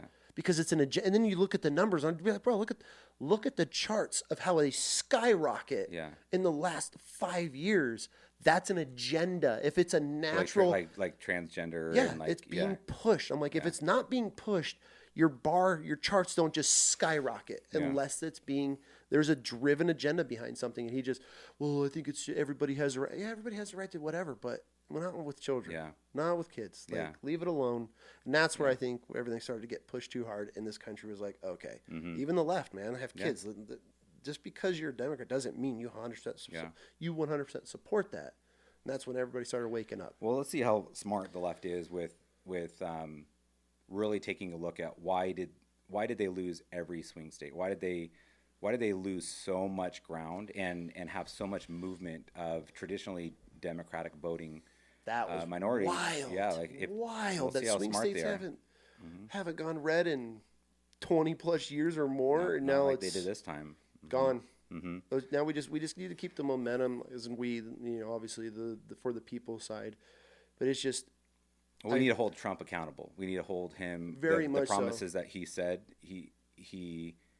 that he's made to us. We need to hold him accountable to it, and time will tell. But indications look good by way of how he's setting things up. I mean, I am a huge fan of the decisions he's made around RFK and RFK's position on like attacking all of these companies that are poisoning our foods and our kids and our people. Make it make sense of why the chemicals that are in our food are in there. Yeah. Why? Yeah. When you can go to any of these other countries and travel and eat everything that you want over there and you gain 0 weight, and then you come back here and you're putting on pounds within days. Yeah. Why do our children being fed cereal that is just nothing but chemicals and sugars every day for breakfast? And then we send these boys off to school, and then they're getting diagnosed with ADHD because you fed your kid pure shit and lock them in a room all day to sit and stare at a teacher. I couldn't sit still. Yeah. What's the probability of our youth succeeding when all of the food is nutrient deficient? Yeah. It's full of chemicals and shit that is not good for And us. And then you dyes. go and you put them in front of a transvestite, reading them a book about why giving blowjobs when you're 6 years old is fine, and then superintendents and boards saying that it's none of the parents' business if the kids feel like they want different pronouns. It's like of course our kids are going to grow up and be very confused, very conflicted. Look what's going on. Like look at the base of everything. It's a war on the parents too, dude. I mean, you and I as parents, I mean, you guys have done a great job. You've got Thank you. great kids, and Chris and I, we feel very fortunate. We get compliments on our son all the time too, but it's been a campaign. It's hard, man. Yeah, it's hard. You feel like everything's against you. Well, and we have to make some extreme moves, right? Like our son hasn't gone to a public school in quite a while. He's in a private school. We pay over $1,200 a month for him to be in this private school, and we're thankful that it's an option because they're a school that's all about saying the Pledge of Allegiance and entrepreneurism, and do not subscribe whatsoever to this whole indoctrination stuff. But we're in a position where we can pay that. There's many families who they don't have that kind of extra income, and so they've got to work. They can't keep their kids at home. They can't homeschool, and it's a trap, dude. And so Linda McMahon, it looks like she'll be the head of the Department of Education. I actually had the good fortune. Our first company that we started in 2013, about 2018 or so, when she was the head of the S.W.A.T, she came through our business because we had an SBA loan for our first company we started, and so what's interesting is that it looks like she's going to get brought in for the Department of Education, but Vivek and Musk have already said that the Department of Education is going to get axed. Done. They're going to put it back on the states. So it's almost like she's getting brought in just to be part of the facilitation of like downgrading it from the Fed side. But like Musk and Ramaswamy, I think they're going to come in and they're going to just absolutely clean house, and it'll be really interesting to see what happens to our debt, our national debt, and how self-sufficient we can become. I think he gave them until like 2026 or so to get shit done, and so I think we're going to see some really big shifts, and there's a lot of reasons why people that right now are afraid, they're scared, they're anticipating the worst. I think that they're going to be very surprised, and whether they're going to be willing to admit it or not. Like there's a lot of people that bought the vaccine hook, line, and sinker, right? And they made everybody else feel terrible that wasn't willing to take it. And I mean, my wife was in Costco one time, and there was a lady that walked up to her. This was like in the midst of COVID, but Costco was essential. So if you needed an 87-inch TV or a pack of 300 thongs or whatever. You could go to Costco and you get it. Yep. This lady comes up to her and my wife's like, just doing her thing, and this lady and like 4 masks on and gloves and the whole thing. She picks up a pair of gloves, from this dirty ass cart with her dirty ass hands, even if they're in gloves. The gloves have been touching everything, and then throws them into my wife's cart and says, "You have a responsibility to other people to protect us." So asked her to put those gloves on, and my wife just politely declined and went on her way. But there's a lot of people that today will still refuse to accept what we now know about the vaccines and what we know without question. We were spoon-fed lies around, its ability to transmit afterwards, and how if you were taking a vaccine, you were protecting other people. That's all bullshit. But some people are just still simply not willing to back down. Like they double down, triple down on their argument, and the hope is that when people start to see what this new administration does, that they're willing to say, okay, he's not a racist. You're not a racist for voting for him. I'm not a racist for voting for him. The cabinet that he put into place really did serve the country well. Hopefully they will see that and recognize that they've been voting left and not forever. Reaping any of the benefits of it. Yeah. Like the crime keeps climbing, and people's lives just generally, those that are living in like deep blue states, are generally not getting better as time goes on. It's like Newsom. How is that dude's gonna be president one day? Unless he, mark my words. I don't think it. I think he had a shot. Not anymore. He's ruined. I think he'll be there. Unless it's rigged, there's no way he'll ever. Because right now, I think that Grant Cardone or whatever is now running for him in California. Oh, really? I just saw that come out like yesterday or the day before, which that'll be interesting. I'm not really a huge fan of him. Yeah, same. But shit, what was I saying? Fuck, I lost my train of thought on that one. But yeah, I don't know. Oh, Newsom. Like people keep voting for him. You just walk. I just watched a video of these 3 women. They literally filled laundry hampers full of stuff in like a CVS and just walk out the front door, and they couldn't do anything about it. And people are bitching about it. It's like, you vote for this. You allow this to happen. There's maps of shit in San Francisco, and it marks the whole entire city, just brown spots all over it. You voted for this. My buddy was telling me that where he lives in Cali, that the community came together and cleaned up the homeless on the streets, and then they put these big planters in, but the community paid for them. Put these big pots, like giant pots in, and they put all these flowers and trees and all that stuff. The state came in and ripped it all out because they needed the room for the homeless to be able to live on the sidewalks. And they're bitching about it. I'm like, how do you bitch about it? You vote for this. I know not the majority, but then the cities run. It's like New York, man. Yeah. It's like Oregon. Wow. You drive around in Oregon, like when I'm guiding over there, everywhere there's Trump flags in every yard. But you look at Portland owns it. New York City owns New York. San Francisco, San Diego, LA, so I get it. It's not everybody, but time to start waking up. Yeah. Yeah, dude. Yeah. I think we woke up. I think it is. I think the sleeping bear I was with you with Newsom. I felt that if Kamala came in, he was going to be brought in after her. But I think now there's no going back unless Trump really fucks the pooch on this next election. But even still, with the House and the Senate, like the moves and hopefully the things that they're able to change, that everybody goes, okay, life is good. My taxes are down. Businesses are booming. The economy's thriving. Fuel prices are down. Why would you want to change that? I don't care who steps in ahead of next in charge of on the left. Good luck. Good luck. Because everybody's seen Newsom and what a weasel he is in the whole country. He's only got some of California's support. He's got 3 cities that support him. Yeah. Good luck.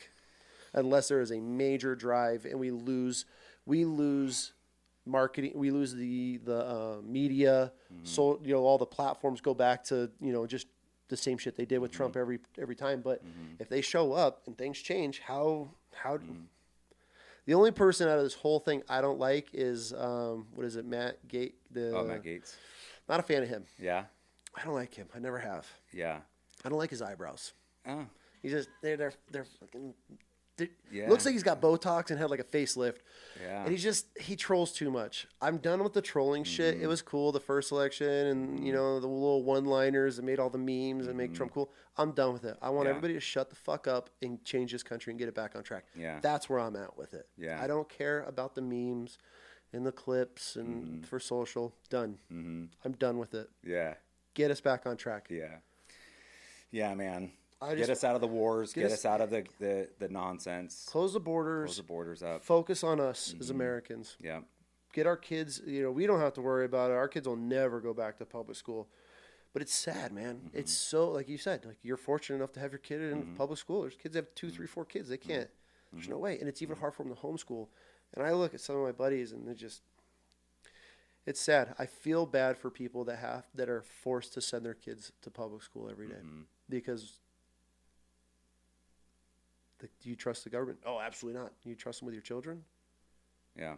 Even if it's a great teacher. My kids had, when they were in, some of the greatest teachers they had. I mean, they would call them Nick. I mean, they're teachers spoiled, like, because, you know, kids are polite and you just don't be a little asshole and people like you, you know? Yeah. And so even when they were in school, they had incredible teachers, especially here. And so, but I'll never go back. Yeah. It's not even the teachers, it's the environment. Yeah. And then with her, she has a really good youth group that she goes to. And so all of her friends are from all over the valley. So she gets invited to all the dances and football games. So she gets to experience all the high schools, not just one, you know, she'll come home. I'm good. No, not for me. Because she sees how cannibalistic these kids are. The depression that just rapes these kids. I mean, just runs wild through them. The drama, the bullying. No. No. And that's the responsibility we have as dads too, I believe. Like, you know, for you raising girls, like it's essential that you're showing them, like, what does it mean to be a man? What does it mean to, like, how does a man treat a woman? What does a healthy relationship look like? Dating your daughter, I think, is a huge one. And I tell people that, and they always look at me weird. Yeah. Like, you don't date your daughter? They're like, what do you mean? Oh, you dated her at the mastermind, it sounds like. Yeah, right? That's my wife. You guys went a little bit too far. You like did just date her, you married her. Yeah, right? Taking your daughter out Yeah. and showing her, going to dinner and just talking, letting them, I don't want to hear fucking boy shit. Like, it just, but I have to. I want to hear, I don't want to, but you have to, right? And I'm at the point now where I know where she is mentally because where she's dealt with boys and now she's smart enough to realize, like, because I've ingrained in her one of the biggest lessons is make them work for it. If you are worth it and you know your values and your morals, which she does, we're good, right? And that's always going to be learning. But this is where I feel a lot of fathers really lose track with their daughters. They're more worried, and I was at first. My role as a father, especially a girl dad, my position is their personal security guard till the day I take my last fucking breath. No ifs, ands, or buts. I don't care if they're married. They call me on the phone. I'm whooping ass. I don't care. That is my job. But as I've evolved and matured and grown, it's not just protecting and shielding boys. It's, hey, let's learn ourselves. Let's learn our value and who you are. And if you truly know yourself, these little shits, make them work for it because they don't. They don't. These kids come in, what's your snap? Yo, what's up? They're just, I don't have to teach them that these kids are all little fucks. She just is now realizing this and seeing this because these kids don't want to put in the time. It's because these girls that are missing their fathers, missing that father influence, these boys come along and it's instant. They're sucked right into it. I'm in love. Oh my God, he's the greatest thing ever. And then here's my daughter like, you've known this kid 3 days. You talk on Snapchat. You go out in public and you guys can't even have a conversation with each other. But then you go home and you could talk on Snapchat till 3 a.m. And she's like, Dad, this doesn't make sense. I'm like, because if you're worth it and you know your value, make this kid work for it. He puts in the time, comes and meets the family. And that's one of our rules. If you want to date, your boyfriend, future boyfriend, has to date me. I don't want this kid sitting at my dinner table flipping his hair. Yeah, bet, fire, yeah. No. I'm not dealing with it. I'm not dealing with it. Yeah. She could bring over 100 boys. Cool. I'm not dealing with it. You're going to sit in my home and come to my home. You're going to have a conversation with me. You're going to look me in my eyes. I want to get to know you. If you're going to be spending time with my daughter, that means you're spending time with us. We're a tight family. So if you're in my daughter's life, you're in my life. And if the little one doesn't like you, good fucking luck, buddy. Good luck. That's the gatekeeper. It ain't me or mom. It's little sis. Little sis ain't checking off on you. Have a nice life. It was good to meet you, bud. Yeah. See you later. And that's how it is. It's so like that's where I think a lot of fathers just like, oh, the boys, or they just don't care. I see these dads, their daughters are out at 3 a.m. at parties, 16 years old. You're allowing your daughter to dress the way she is and be out at 3 a.m. at a party? I don't know what happened. I don't know what went wrong. You were what went wrong because you weren't in your daughter's life. You thought you were the cool dad. You weren't the father. You were just being a cool dad. That's where these dudes fuck up. Yeah. And I see it every day. And I'm like, I'm sorry, kid. This is who I am, and this is who we are. I'm not changing. I'm not bending the knee for anything. She called me, Dad, we're all going to this place. Where are you? Cool. I track everything. I see everything. Dad, can I get an extra hour? Yeah, go ahead. She's never given me a reason to say no. There's times school nights and shit, and I don't want to be up to get your ass home. Mom and I are ready for bed. Go home. She's never given me a reason to not, right? But until that time comes, cool. Hey, we're all going after youth group. We're all going to go to In-N-Out and hang out for a while. Go, have fun. Need money? Cool, here you go. I don't question anything because I know she knows her values. And these boys can spit all the game in the world. Oh, Dad, I met this new boy. He's really cute. I'm like, cool. Come talk to me in 2 weeks. What happened? Ugh. I'm like, yeah, exactly. You didn't have to kiss. You didn't even hold hands. You didn't give yourself up to these kids like all these girls are doing at this age. Make him work. If you're worth it, that little motherfucker will put in the work to get to know you and us as a family.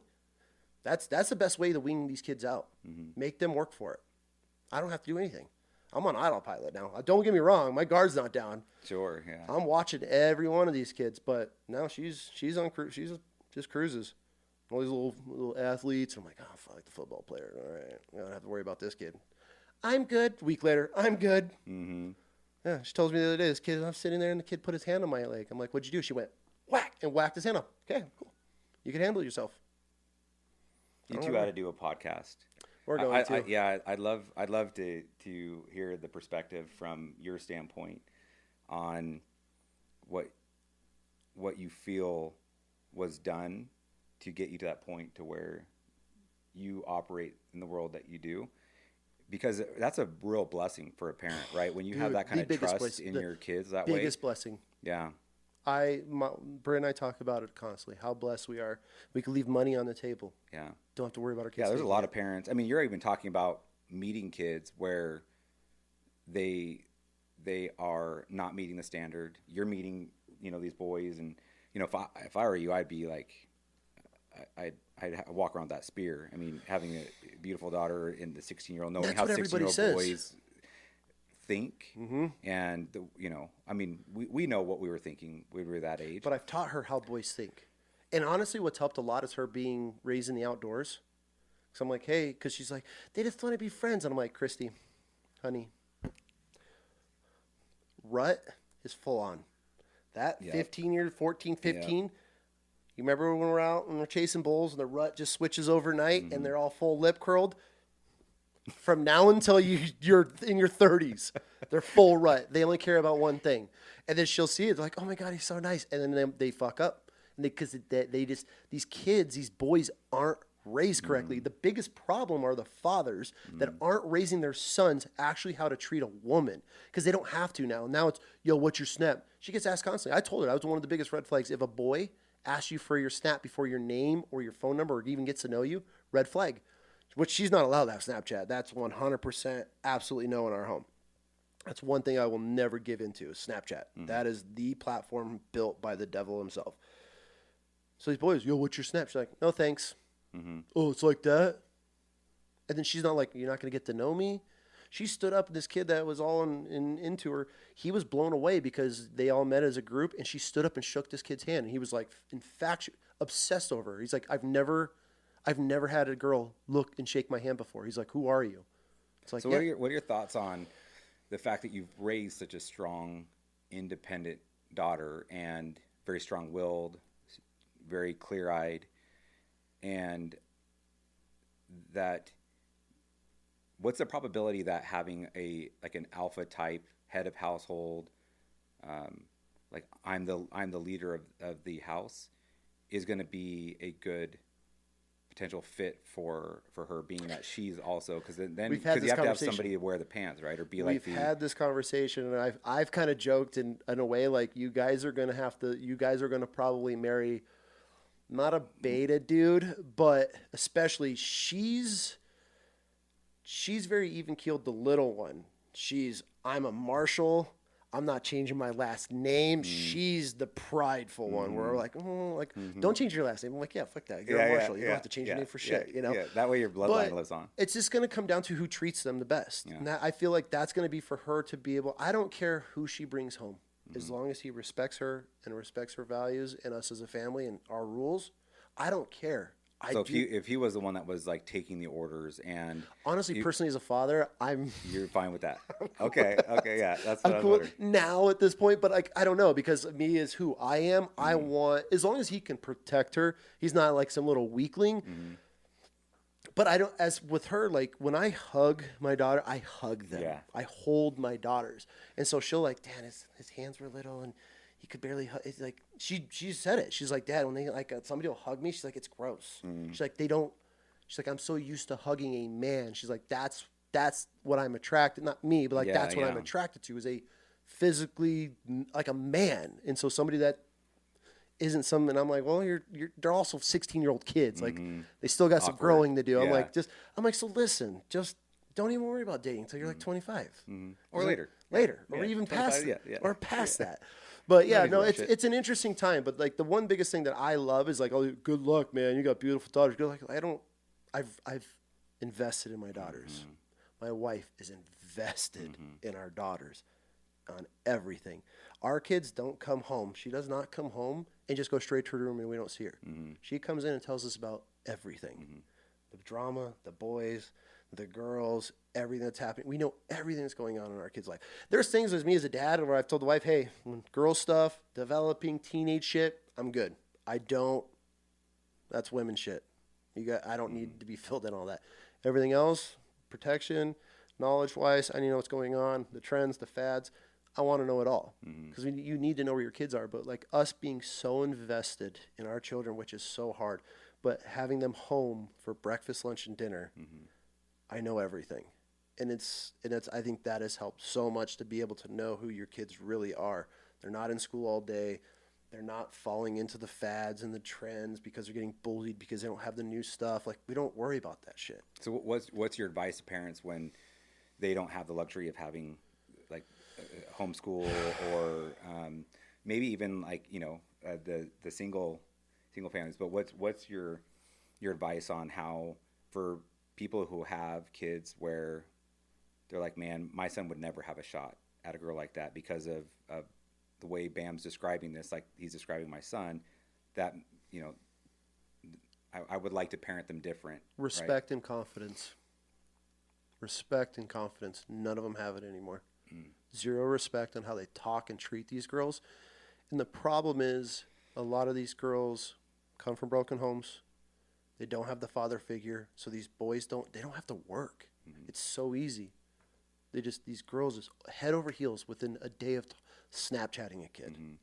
And so it's like, if you teach your son, now I have a buddy that he pulled his kid out of school. His kid doesn't go to any school. He's just life. He works for the family business. And that is one of the most respectful, polite men I've ever met. And so these dads, it's where they're missing the point. It's like, yeah, it's my son. He drives this. He can pull all the ass he wants. Well, when your son runs through all of these worthless ass kids and then meets somebody that actually respects and values themselves, good luck. You're not going to have a chance. But these kids that come in and show respect, take the time to date into court. Everything is just 0 to 100. There's no in between. These kids aren't getting to know anything.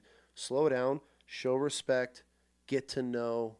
the girl that you plan on dating, for us, you're going to have to get to know us as a family because this is who we are. We do everything together. We travel together. Sports are together. We are nonstop together. I'm not one of those dads. We are not that family where I'm like, God, I need a break from my kids. I go on a trip and I cut it short. I'm like, I'm ready to get home. I don't want to be here. Why am I here instead of with my kids? I'm one of those people. So if you're going to be in that environment, you're going to have the respect. That's what it comes down to. And just the confidence. She meets these kids all the time. She's like, God, Dad, like, you wouldn't even look me in my eyes. How did you develop that? What would you say were like the key approaches for building confidence and honestly respect? Martial arts. She used to be this little slouched over little mousy creature of a child, and it wasn't the martial art aspect that created this. We were in a horrible gym where the staff the instructors hated her because she became better than them. Yes. Oh, wow. And she was bullied. She was harassed in there. She was treated like shit. She was singled out. And she learned on her own because she was excelling in it and becoming state champions and becoming a national champion to eventually become holding 3 world titles and fought through it all. And then that's where her confidence, she really just bloomed and became this woman. And it was awesome to be able to be there with her. This podcast room was our dojo. I created 3 world champions in this room where we're sitting. None of this was here. So me instilling in her and talking to her, and her mom just constantly on it, doesn't let anything slip by it. And so being able to have that line of communication too has been probably the biggest key, because instead of her going in her room and, oh, what was me? No, get your ass out here. What's wrong? Tell us what's happening. How do we get through this? And walking your kids through those problems. I think a lot of parents now with technology, video games, iPads, cell phones, that's what's raising these kids instead of that kid coming home and be like, God, Dad, like these kids today. Well, let's figure out how we get through this. Maybe she'd come back from the gym. God, this girl, and kick her in her fucking face next time and see what she does. Put her on her ass. Guess what she does? Steps up and just lays this kid out. Then the hate was even worse. Then the girl couldn't pick on her. Now she was getting these older boys that are instructors, paid staff at our gym I'm paying for my child to be there to pick on my kid. And I look at her, I'm like, fucking fight him. Fight him. Fight him. This is the world, kiddo. Fight him? Yeah, she fought him. Look at her. And then she won. I'd like that. Yeah, we'd show up at tournaments, and there wouldn't be any girls that would show up at a tournament. Drive to Colorado. There would only be boys in her age group. You want to go home? No? Well, get the fuck in the ring. And she beat all the boys. Confidence. Coming home with medals every time. That was the worst experience for us, but it was the greatest thing that ever happened to her. This is the worst gym. The local gym here, Taekwondo gym. Absolute garbage. We ended up leaving through the drama and the bullying and the harassing. It was horrible. But for her, I mean, we're sitting back like, God, this is great. Yeah. Because she's not dealing with that at school. She doesn't have to deal with the catty bullshit from these kids at school. But she's going to a gym where she has these goals that she wants to be a world champion, and she's got instructors that are in her way that are harassing and bullying her and trying to do everything they can to hurt her. And she's coming out every time. And then you just started to see her bloom and blossom and become this young woman. And then she steps on stage and takes 3 world titles. And I'm like, world's yours, kid. It's lonely at the top. Let's go. You know? That's awesome, man. It's not easy, you know? But, I mean, for the parents that can't private school or can't homeschool, talk to your kids. The open line of communication is the number one key to everything. Because you don't have that ability. But if your kid comes home, it's like, hey, what's going on? Take them out. Go to lunch. Take your daughters out to dinner one night and just have them talk. That's it. It's that line of communication. We can talk about anything. Anything. Is that how you grew up? Yeah. I mean, I was pretty open. We were really good kids. Like my parents still together. My dad worked his ass off. My mom was a stay-at-home mom, but like, we always just talked. We were always around. My mom would never go to bed. My brother and I we'd be out fishing until 3 or 4 o'clock in the morning in the spring. We had these little bullhead that the restaurants would buy, and they'd always call our house and be like, hey, we need fish. And so my brother and I were literally providing these fish in the springtime to these restaurants. So my mom would drop us off, and she would be on that couch, and I'd call, "Hey, can you come pick us up?" And it'd be 3, 4. It'd be sometimes sun would be coming up until we filled our limit, or filled buckets, or ran out of bait. We'd be out there. So my mom was always there, and that's the same thing with our kids. Our kids will never come home, and will not be waiting for them. It's just you just got to keep keep them in line. Yeah. We give them all the freedom in the world, but that's same with me. My dad, only rule: you disgrace the family name, you'll never see daylight again. Roger that. That's where I learned to run my ass off, hide from cops. Could not getting caught was not an option growing up. Did any of your siblings break that rule? No. My brother ratted on me one time. We TP'd our teacher's house, and she knew it was us because we were absolutely hated by her. And my brother confessed, and I didn't. And so my dad made him go and clean up everything on his own. And your dad knew you were part of it? I told him. Yeah. He's like, I don't care. Number one rule: don't ever rat your brother out. He's all you ever have, all you will ever have. And so that was his punishment for ratting me out. He had to go do it all himself. Did he take the right lessons away from it? Oh, to the grave on everything else. Okay. Yep. Yeah. So my parents were cool. As long as we weren't vandalizing shit, we could do whatever we want. You know, we were mischief kids, and we had so much fun growing up. But yeah, so like with them, you know, every time she's out, like it just depends on the time, what's going on. If there's the weather, you know, there's times where I'm like, hey, I want you home early. She doesn't fight it. All right, Dad. But there's other times like, Dad, please. Can I have one more hour? Yeah, absolutely. Why not? You haven't given me a reason to say no. So, because we have that relationship. So, kids are wild. Yeah, man. How about you? Yeah. You have a son. How's that? Dude, he's amazing. I resonate so much with everything that you're saying. Yep. 15 years old, and he's a good kid, man. Your little sister would like him. She would approve. Yeah. Yeah, he's a good boy. How old is he? He's 15 and a half. Yeah. And he's, when you talk about confident and respectful, like that is... It's going to get him so far, man, because none of these kids do. Or the confident ones are too confident, and they're just arrogant and cocky. Yeah. And Yeah, I mean, for sure there's a balance there, but he's just a genuinely good, sweet kid. And I think that the way he's been raised, he's been exposed to a lot. He's an only child, so he's only been around adults. He's actually much more comfortable around adults than he is kids, and drama and the typical teenage, just thought processes and issues just drive him crazy. Yep. And so he doesn't want to go to any of the school dances. He doesn't want to do any of the school related stuff because he just hates the immaturity. But he's, him and I, we started doing jiu-jitsu together about 7 years ago. Nice. Yeah, he got put in a headlock at church, and a little kid, like boys just being boys, but he didn't know what to do about it. He was really upset, so we went to a local jiu-jitsu gym, guy I knew that owned it, and we signed up right there. And it started out as like a father-son thing, and but my wife would go and watch, and she watched us. There was no real female population to it. There was only like a few females that trained there. So she watched for a few years, but then in 2020, she jumped in, and she's been training ever since. And Nice. So we do that as a family, and I think that he's been able to learn a lot through that journey. Like you're saying, although we've had some really good instructors, people that have really poured in, and so he's a good kid, dude. He's what we need more of in this world. I don't have to worry about him at all. It's wild that when I'm sure you have friends and stuff that have kids that aren't on the same path, and you're just like, God, I couldn't imagine.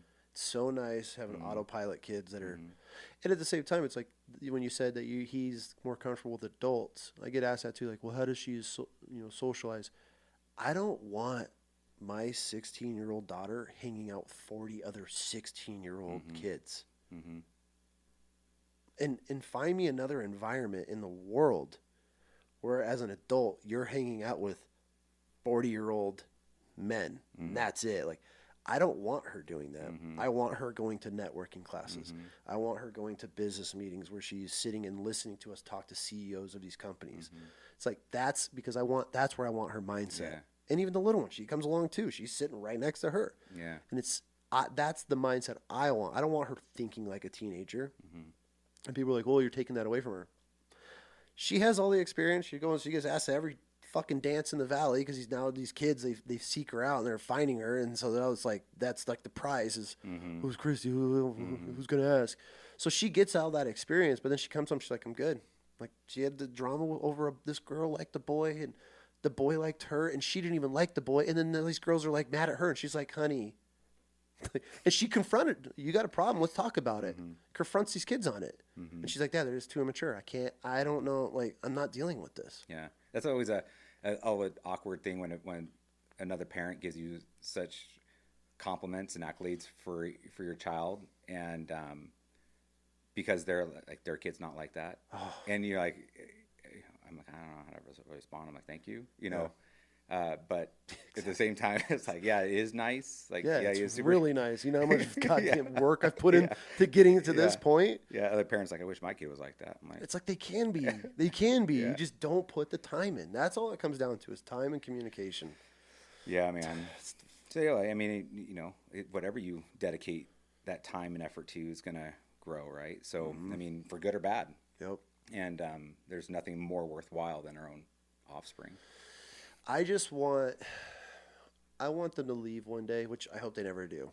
I'm at that point. Like, if you guys can live here as long as you want, I just want them to leave one day, and I can kind of be rest assured, like, okay, yeah, she knows how to talk, she knows how to work, she knows how to communicate, she knows how to network, she has the ability to start another company or build off of whatever she's doing now.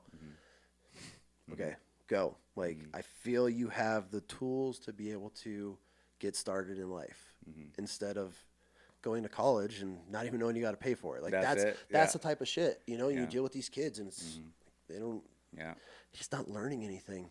Yeah. And it's just, I want her to have the upper hand. And I feel with this generation she's at, and I'm sure every generation has said this before us, but I want her to just go in and just dominate everything.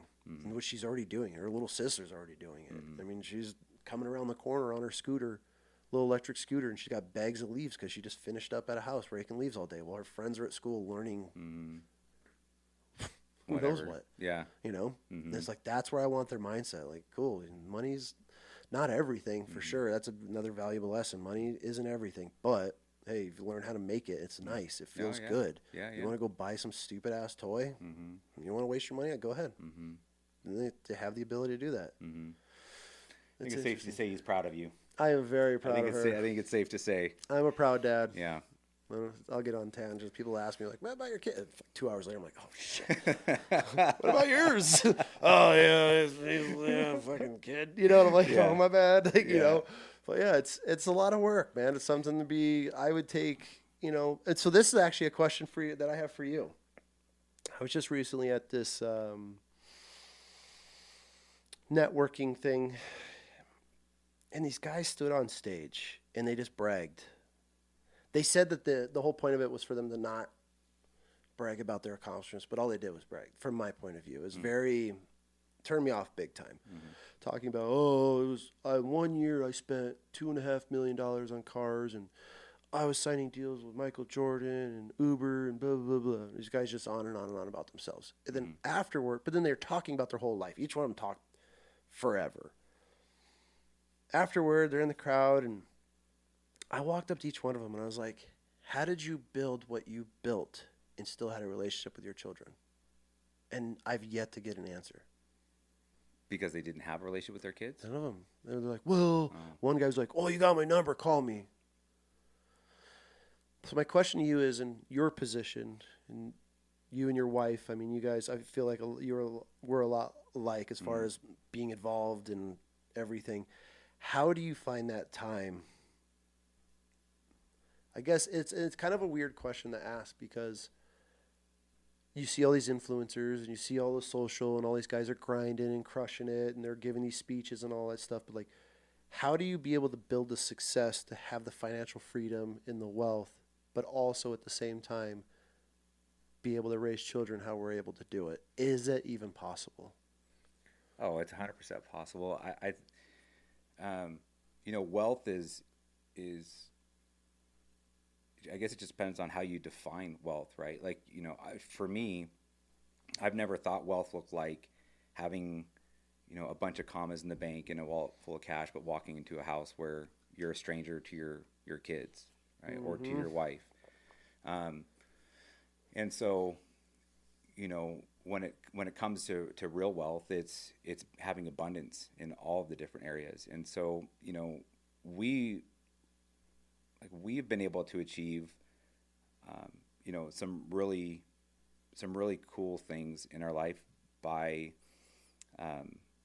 just being intentional. And there was a point where, in 2015, for the first time, my wife and I were talking about separation and divorce, like, because we had a couple of years of business ownership. We started our business in 2013. It's not easy. No, dude. And it was nothing like what I thought it was. I promised her a dream, and I was serving up an absolute nightmare. And it was, it was all tied to, my business acumen was in the toilet. I just didn't know anything about business. I was a SWAT guy, and opened up a business that was for reality-based training.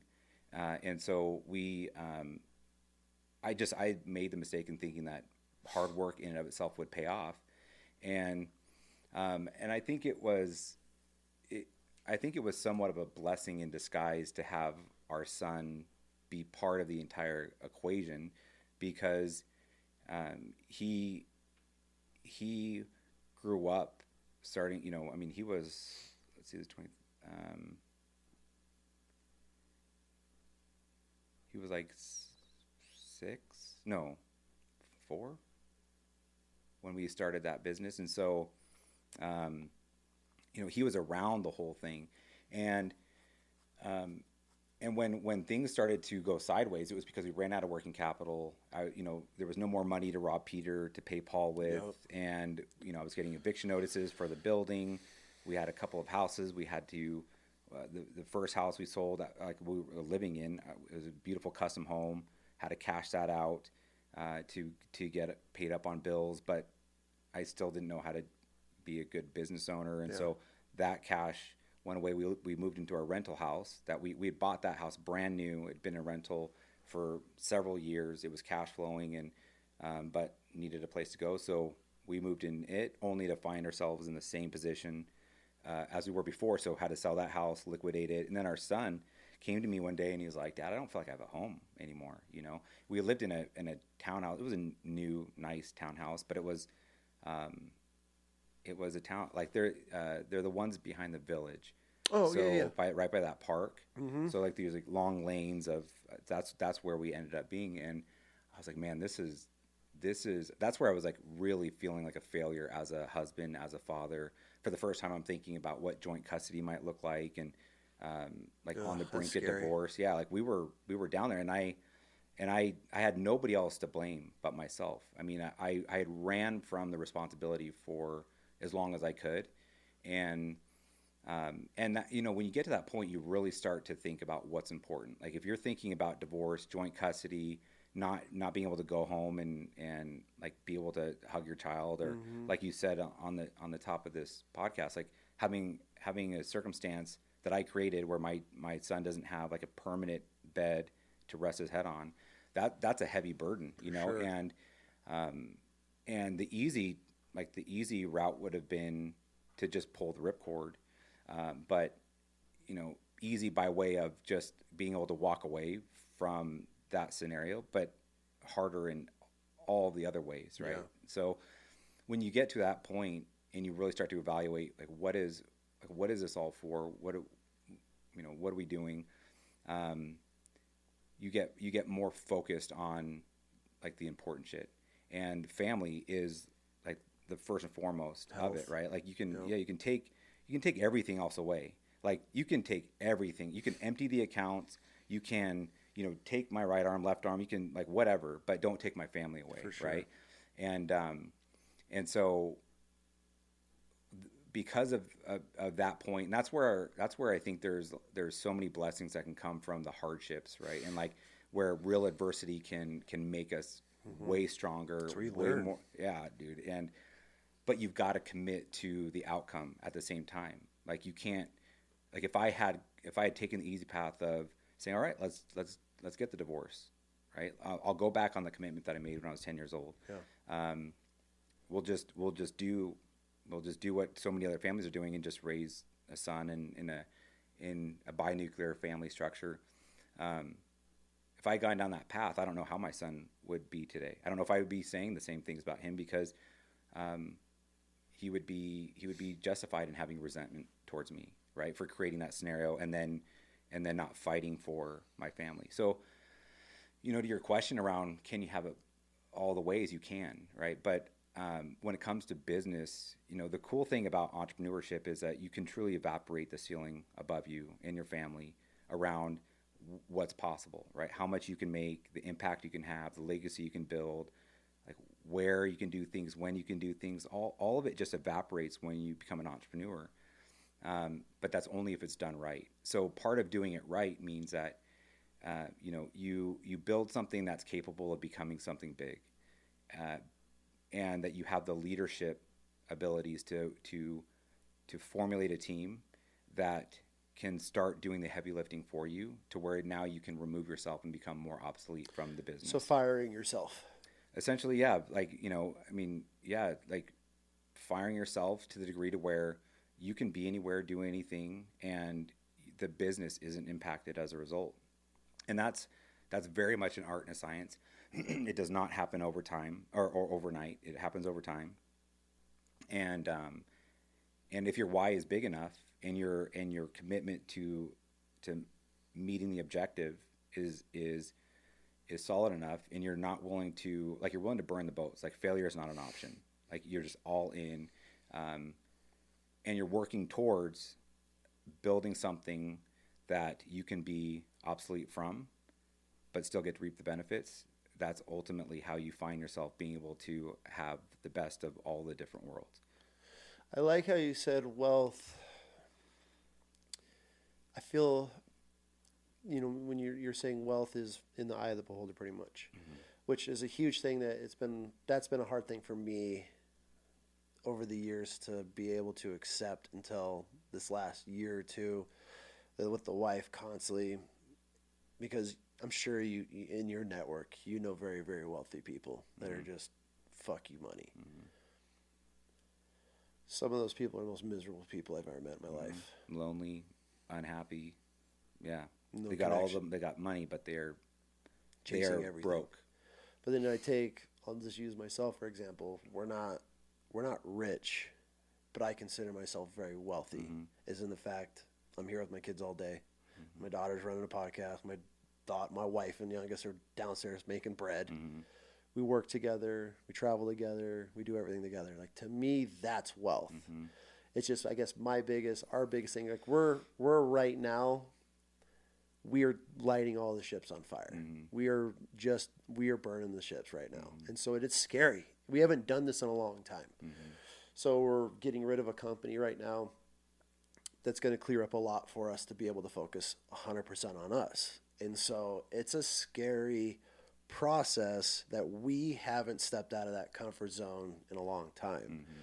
But realizing my kids are healthy, we have a roof over our head, our bills are paid. That's wealth to me. But now it's okay. Now that we're functioning and we got all the wheels are greased. This is the growth stage for us. And it's a really scary thing. And it's scary because you find, not me, I've never been one of these people that compare like the social media life, because I buried in it and I know how disgusting and fake and just a ratchet ass world that is to watch. But you see everybody with the toys and the homes and the vacations. And I know so many of those guys that live that social media life. And then when you actually sit down there, you're like, fuck that. You can have that image. And so I guess it's interesting. And that's where I feel like me stepping out of that comfort zone and coming to your what the hell do you how do you label mastermind. it? I want to call it mastermind, but I wasn't sure. It's a lab. That's I thought there was another term. No, for the it. lab. Yeah, that's in a bit, but. Was like a big thing for me because I've always just networked through my connections and going somewhere and doing my networking. And then when you invited me, and I was like, "Kid, you're coming along with me." Yeah. Like we're gonna. And we talked about it. I was like, yo, if this is fucking lame, we're out. Like straight up. I was like, if I gotta like do some dumb shit, like we're out. And I even told Zach, I was like, hey dude, like this guy's gonna be involved. We're gonna use him to help find and grow here in the Northwest. I was like, so I want to see how he is, but I was like, if this shit's this some cheese dick, like, hey, I'm powerful, I am strong. I was like, I'm out. Yeah. That just it's so. But how it was run. Man, the connections that it opened up, the connections that opened up for her, and that was just like a little free one. Hey, every third week, let's go. And so that was huge. And that was a big step for me to go to something like that because I am not one of those people. And I was like, okay, we need to go to every one of these now. Yeah. Yeah, it's kind of so if you want to talk about what it is, for anybody listening, if you want to break down the kind of the process with it, because I've seen these, and this isn't any offense to him if you're friends with him, but like the Sean Whalens, those dudes are like, those are the guys that turn me off from doing any of these types of things. Because I see nothing against him, not bashing him. He follows me on Instagram. I've followed his journey over the years, but like when you hear guys like him talking, I feel it's all bullshit. And then he's giving marital advice, and now they're getting divorced, and now they're back together. It's like, I would rather see a guy like him talk about all his failures instead of just the bullshit, gimme, social media marketing, be an entrepreneur bullshit is how I feel most of those people are. And this isn't a dig. If he's sitting right here, I'd fucking tell him the same thing. Like, that's just who I am. Yeah. So that's where I have that hard time all these years. Like, God, do I really have to go to these things in order to like be successful? And then we went to it, and I was like, fuck, goddamn, that opened up some doors. Just the first little meeting, and you calling me out and putting me on the damn hot seat. I think, and how am I going to say no? I got my daughter sitting next to me. Like, I can't look like a bitch. Yeah. And that's just, those are the types of things that I feel I have to do as a man. Like, bam, I want to come up here. I'm like, I don't. I don't want to talk to any of these people. I don't even want to be here. But I'm here. But that totally got me out of my comfort zone. And it was awesome, man. It was for her to be able to see that, me to be able to watch her. I mean, she ended up connecting with a group of women there that, had a meeting with them afterward to help with their podcast. So please give me a little rundown on that. I don't know how much time you got, but for anybody listening, I mean, it was beneficial for me, and anybody that's been following me for a while, they know I'm no bullshit guy. I would call, I'm a spade, black and white. That's it. Yeah. And so it was pretty awesome. Yeah, man, that's awesome feedback. And I really appreciate it. It's at the heart of it all is that we have some shit figured out. Like, we're proficient in some things, but when it comes to really building something amazing, there are so many more areas that we're ignorant in that we need to know, we need to understand, we need to have clarity on, but it's just outside of our zone of genius. And I learned this through mentorship and coaching years ago, right? That it's like, you got to put down the mask, you've got to put down the armor, you just got to be authentic and real, and recognize that nobody's got all of their shit together, nobody's got everything figured out. But if you surround yourself around the right people, then whatever is on your mind, whatever is a challenge to you, if it's keeping you up at night, you feel like it should be better, it could be better, you don't know how to make it better though. At that exact same moment, there are people out there who do have the answers because they've been there before. Absolutely. They have wisdom that we don't. And so you just get into the right room with them where the intention is set correctly. Then we can leverage each other's wisdom and do it in a way to where everybody benefits as a result. And that's really the root of the mastermind, is providing that opportunity and welcoming people in who are open to growth, right? And are willing to check their ego and pride at the door and give it a shot, just like you did, and say, like, I'm open to what this could be, but I'm going to judge it based on the experience versus judging it beforehand.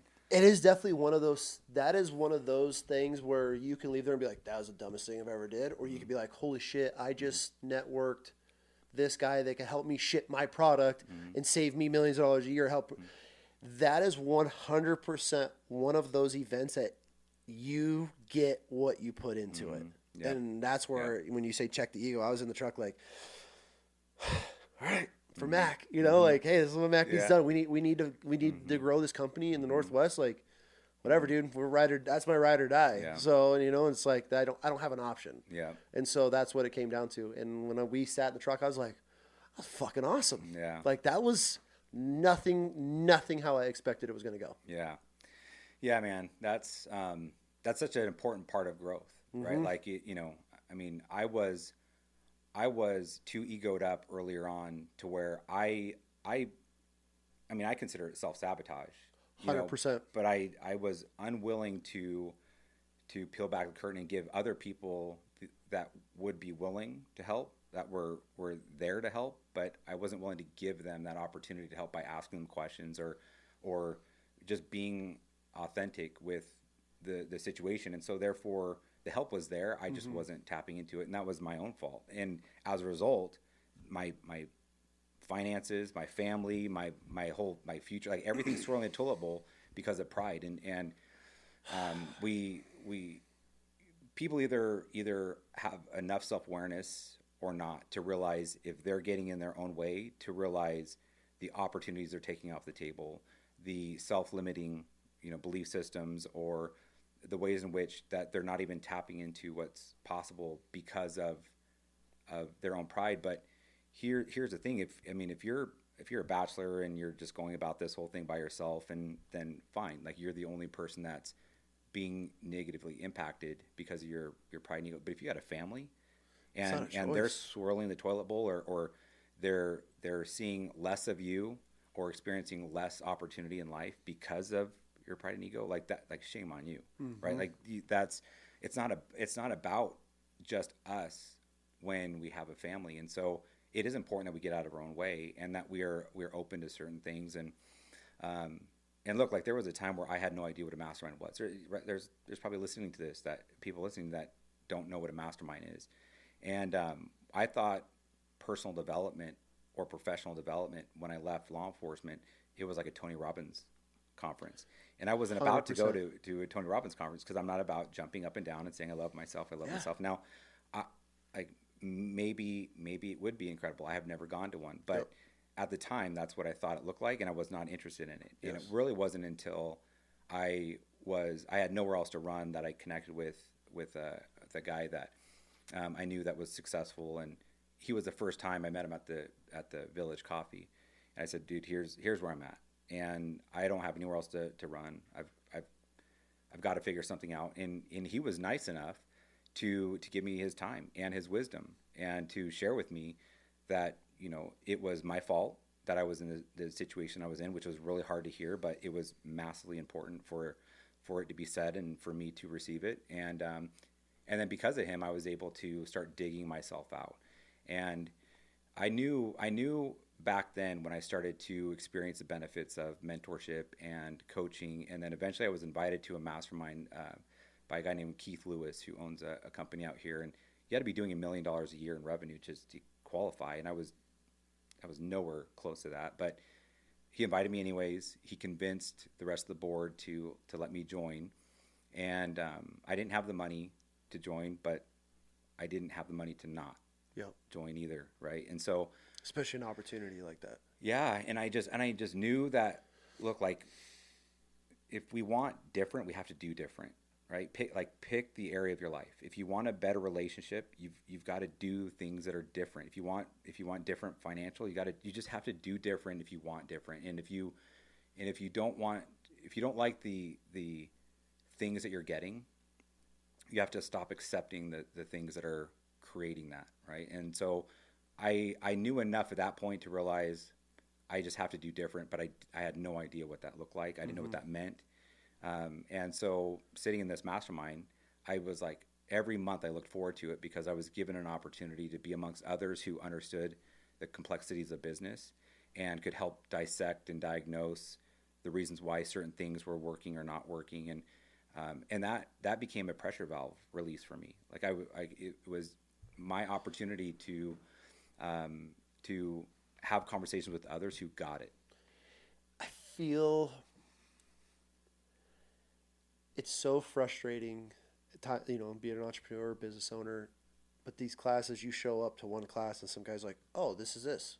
Oh, I have a guy that can solve that for you. And you may have fought for years or couldn't come up with a solution. And the point of these classes was you're in a room full of very successful businessmen that have gone through the trenches, have teams have already built, have the resources and the shipping, they have it all figured, to be to the level they're at. And then you have an opportunity and an open door to come in and sit down. I mean, and they can have a solution for you immediately. Oh, here, call this guy. He's who does everything, all this for me. And you're like, fuck. Like, I have a buddy right now that I'm trying to get him to come to the next one. And I was like, dude, I called him when I left. I was like, dude, you have to go to one of these. I think it can help you. Because he's got a small business. He's a veteran and just, grinds it out. And he does really well, but, for where he's at. But he's doing it by himself. And so it's scary. And it's like, so here's a question for you. As an entrepreneur, family business, whatever, what's one of the biggest struggles that you see with people? Is it pride? Or as far as taking it to the next level and actually like excelling and growing a business to where you're like, okay, like this feels like a business? Because it feels, I think with the lies on social media and everybody's successful overnight, a lot of people don't have a clue how much it sucks starting a business. And it's not fun. And I, at least for us, I've never had a business that we've started being like, this is great. But when you have that long-term goal, and obviously it's something that you're passionate about, I think the only one that we do is fun is the bread but even then we'll get some orders and we're up at 3 a.m. rolling out dough and you're like, oh, God damn it for bread, The kids were standing next to us doing it. What's one of the biggest things that you see people fail or one of their biggest struggles? Because obviously you travel and you're talking to people. Like, what's something as a young entrepreneur that they should be looking out for, or something that can be brought to the light where like, oh shit, that is me? Is it like, what's the number one sabotage? What sabotages people the most when it comes to growth, I guess is my question. So there's something called the law of the lid. I don't know this. And so basically, when you step into something new, there's 4 stages of consciousness, right? Like the first stage is that unconscious incompetence where you don't know what you don't know. Yep. And so without you realizing it, like your lid is on the floor, right? And then the second stage of the consciousness is the conscious incompetence. Now you have awareness to the things that you don't know, and so now it just becomes a matter of what are you going to do with this information? You know you don't know. You're a fish out of water. You've got to figure this out. Now what? And so the lid gets elevated just a little bit, and this is where many entrepreneurs stay. Okay. And so they are aware that their lid is low. Although they wouldn't explain it that way because a lot of entrepreneurs don't know the law of the lid, but they feel like they're stuck, and they feel like they're constantly just working their ass off and working really, really hard, getting nowhere. But they're not getting anywhere, right? And so, rather than figuring out how to elevate their lid, they fight against it. And the problem is that when you have a low lid, and you start bringing other people into the equation, a lot of times it's like your family, right? Like they'll come in and work for cheap. Friends, or you start hiring people, but as the leader, you're the end all be all. So when you have a low lid, and that's like low business acumen, low ability, low skill set, like you're just not very capable of doing the thing. Everybody else below you hits that lid, and over time it gets to be very frustrating for everybody involved. It's frustrating for the leader that feels stuck, that's not getting anywhere. It's frustrating for the people that want to help move this thing along and see it reach new heights, but they keep slamming up against this lid, and people are only willing to commit so much of their life to that, right? And so they'll like part ways with the business or the leader or whatever, and if it's family, it can start causing conflict in the family. So that's where I was for a period of time, and as I work with a lot of entrepreneurs on the coaching side of things, it's like the number one thing that we focus on is elevating the lid. Like there's many things that are common sense, they're just not common knowledge. And as soon as you hear it, light bulbs start turning on, and each one of those light bulbs is a little tick up of your lid, right? And as your lid rises, so does the opportunity, so does the impact, so does the ways in which the team can grow underneath you. If you ever have heard somebody say, like, I just feel like there's no growth opportunity. I feel like, there's no other real options to level up in this business. That's them saying there's a low lid. Like there's a low lid for this business or for this leadership, and so I'm looking for somebody who's got a higher lid, so that I can be given more opportunity. I can be stretched in more ways, and so the solution is you've got to elevate your lid, and the way that happens is by investing in yourself. And if more entrepreneurs invested in themselves by way of the books that they read, the podcasts they listen to, the like masterminds they go to, the coaching. Sometimes you have to like make some real investments in yourself, and you have to, acknowledge that I don't have all the answers. This person over here, they've taken all the arrows in their back. There's no point in me taking those arrows, but they're expensive. But for the ones that are willing to get into the arena and pay the cost of admission, their lids start elevating much higher, much faster, and therefore doors start to open up and opportunities start to come forward, and everybody starts to benefit as a result. And that's how you see other entrepreneurs like surpassing those around them. And when you see somebody that's like, man, they've really like done a lot really quickly, they've invested in themselves, and they've understood that they've got to get out of their own way. And sometimes it means that like you grow to a point where you no longer should be the CEO. Like you're the founder and the CEO.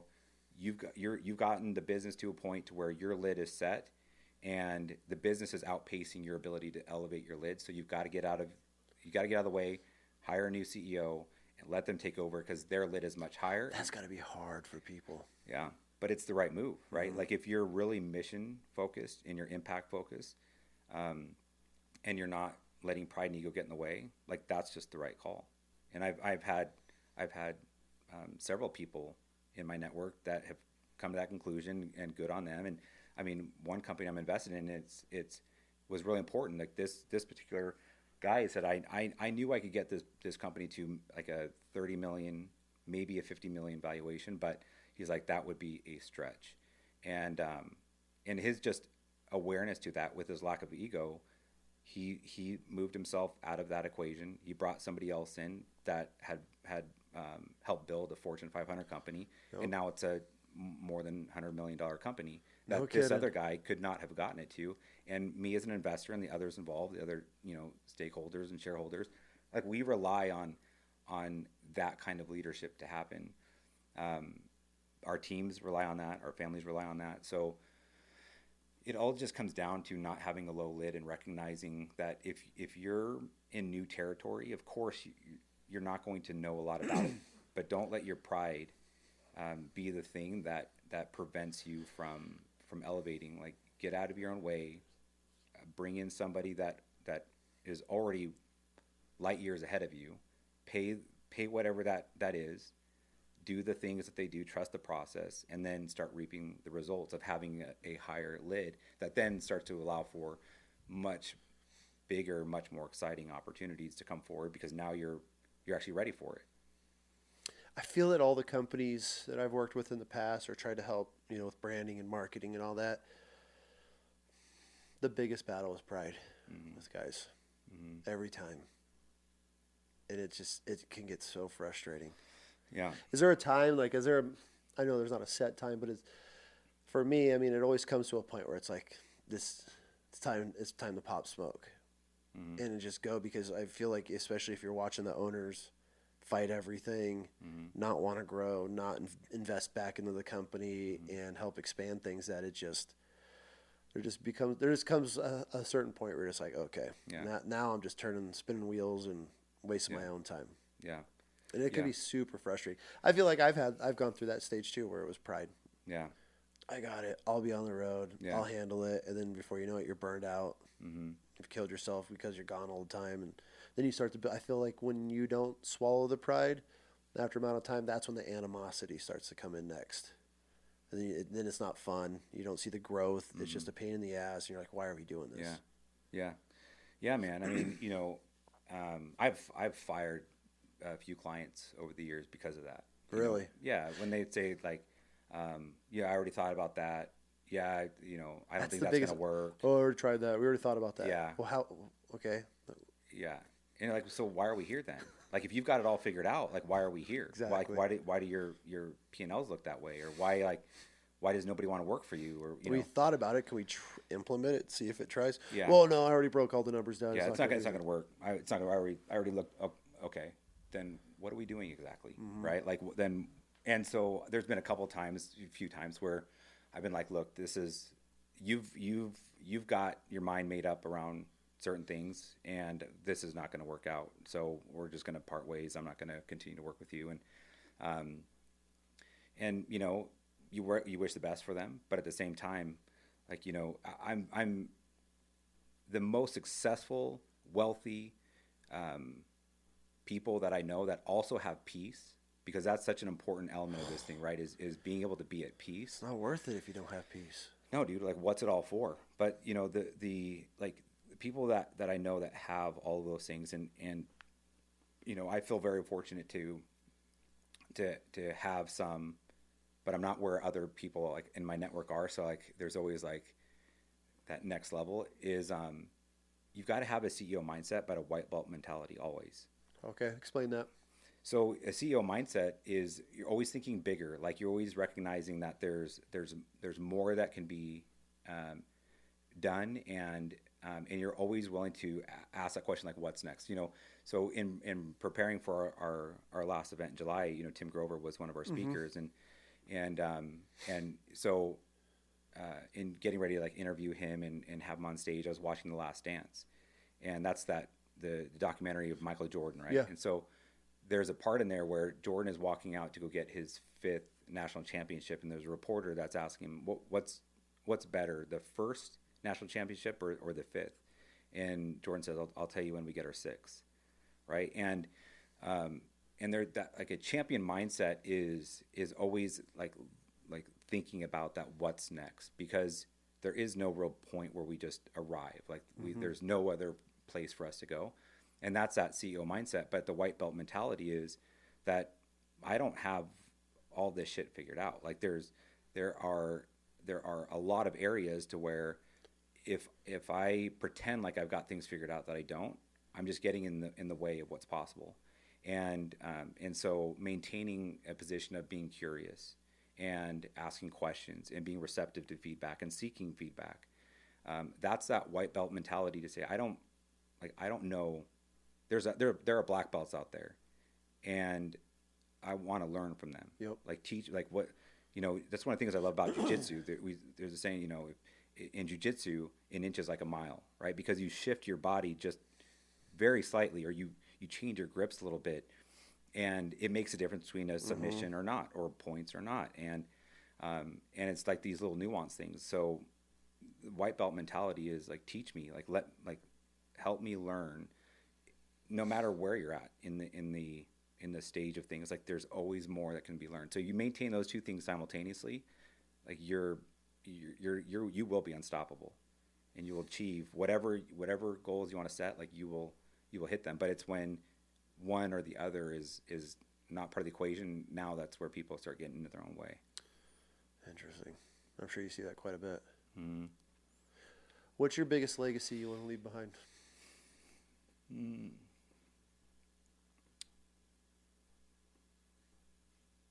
So I want to be, like, for me, being known to other people doesn't matter.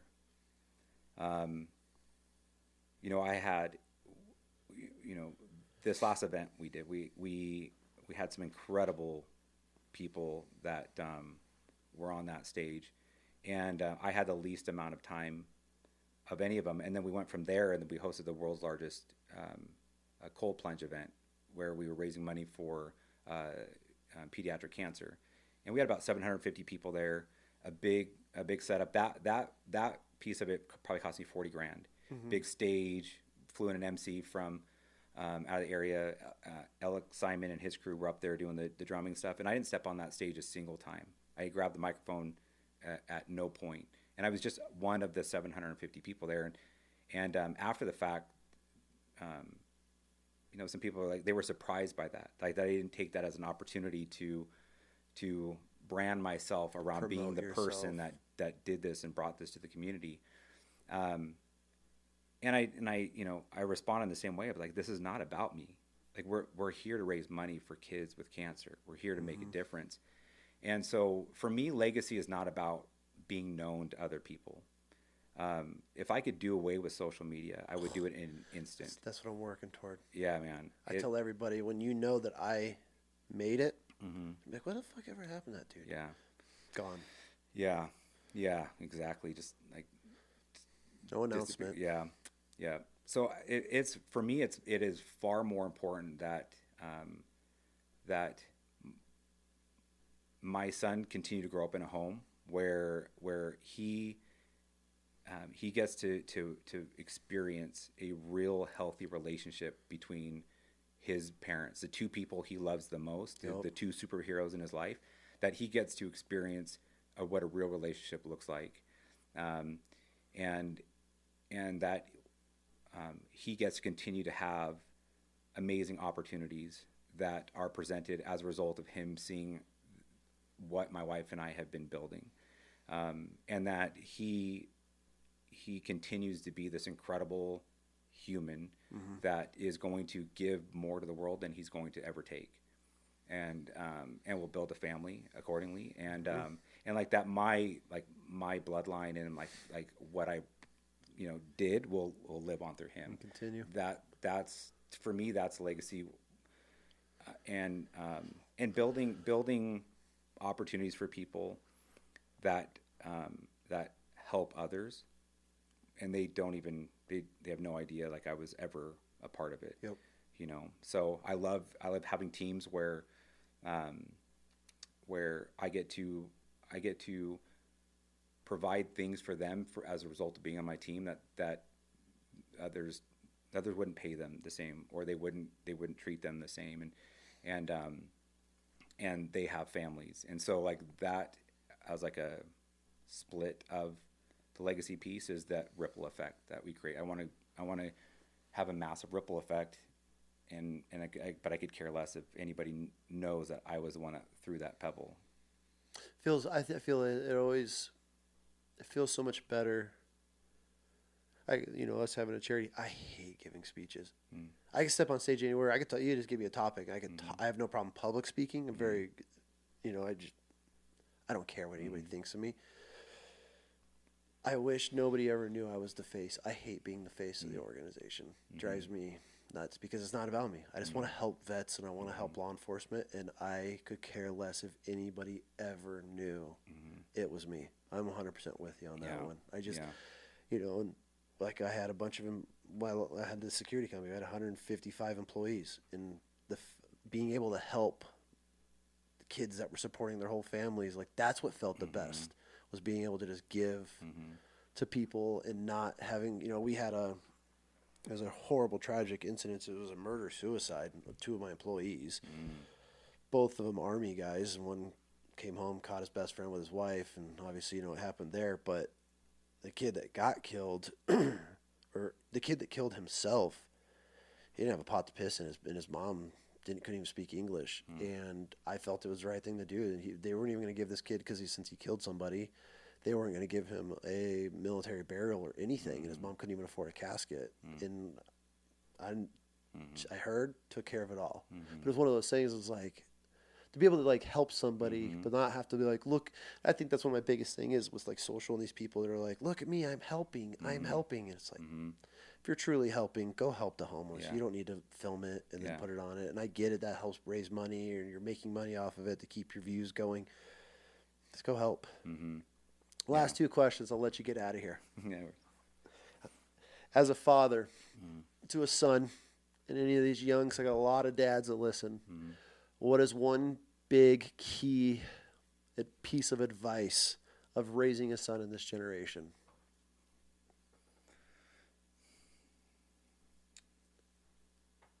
Don't be a hypocrite. I think if you want, I think as all parents, we inherently want our kids to grow up with better circumstances than what we grew up with, right? And we want to see them succeed, and we want to see them thrive. But I think that there's a real problem when dads tell their kids to act in a certain way, or treat people in a certain way, or do things in a certain way that their kids don't even see their dad doing, right? Or their parents doing. And so I think you have to be that. If you want your kids to be respectful, if you want them to treat people right, if you want people or kids that are honest and keep commitments that they make to themselves or others, you've got to be that person first. For sure. That's a good one. Last question. Coming from a broken home and watching your mom marry a bunch of guys over the years, what's the key to making it work with your wife? Because obviously she's involved with a lot of things that you're doing. What's a really key part of having a healthy marriage and being able to work with your spouse? Well, I think first and foremost, you take divorce off the table. 100%. It's not even an option. Not even spoke of. Yeah, it's just not an option. I mean, it's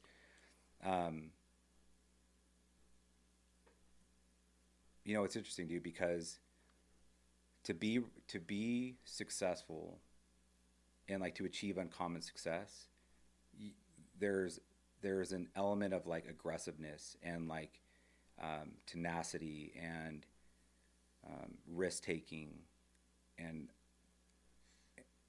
things that can, I think, make somebody selfish. And I think you can find yourself thinking about how much you put into things, or how much risk you've taken, or how much you've done, and how successful the business has become, and forget about your spouse in the process, right? And I think you have to have self-awareness to realize like this is a person you chose to do life with. Like we get to make a lot of choices, but none of them is as important as like who you choose to do life with. That one person that you're going to create a family with, you're going to create a future with, you're going to create a legacy with. And so maybe you didn't choose wisely. Maybe you were a little bit too rushed to get into something. But you start having kids, and you're the superhero in your kids' eyes, and their mother is the superhero in their kids' eyes. You have an obligation to your kids to figure it out, right? And to not have them growing up in a house where there's no love, there's no connection, there's no so I think you take divorce off the table. Compromise is important. Understanding that the other side has their own like desires and like goals and dreams and aspirations, and you've got to know what they are, so you can actually help them achieve what's really important to them, and vice versa, right? There's 3 relationships in every relationship. There's the one that you have with yourself, the one that they have with themselves, and then the one that you have together. And so in any way that you want to help people, especially your own family, like you have to be whole first. Like you have to be in a place where you can actually give to others. And so you have to make that investment yourself. You have to give yourself permission to make make yourself a priority. You have to give the other side permission to make themselves a priority, so that both sides have the ability to contribute. And it's just work, dude. I mean, it's just like it's worth fighting for, and you gotta fight for it. Mm-hmm. And if you take divorce off the table, you recognize that you owe it to your kids to create an environment for them that's healthy mentally, physically, emotionally, for them to grow up in. That you're the two people that your kids want to see get along and love and appreciate each other, and then you're willing to do the work. You're gonna be just fine, right? But if you're not willing to do the work, you don't prioritize the kids. You're willing to explore divorce, you're unwilling to take it off the table. Like it's an egg timer that'll eventually go off. It sucks. You see so many marriages that like something so minute happens and then they split over it. It's like, bro, like what? Mm-hmm. Like you can't. There's no working this out. Yeah. Oh man, she's set. It's like, no. Mm-hmm. You're not beating the shit out of her. You're not a drunk. She's not a drug addict. Mm-hmm. Talk, communicate, make it work. Yeah. Yeah. And it's tough in the early days. I mean, I was an asshole for a long time. Well, you're just figuring it out, right? Yeah. Like especially you get together young. I mean, you don't know a lot about life. You have very limited life experience, right? And that's the thing is that I think society has normalized divorce. For sure. It's made it acceptable when it really is just taking the easy path. And it's like, but it takes a lot of doing the work yourself. Like it takes a lot of recognizing like, maybe I am an asshole. Maybe I am selfish. Maybe whatever, right? And you can have that CEO mindset and white belt mentality in your own relationship where you can be like, that's probably fair. Like that point's probably fair. And look, like, I mean, I don't know how many blowouts and arguments and, nights I've slept on the couch over the, 20 plus years that my wife and I have been together. But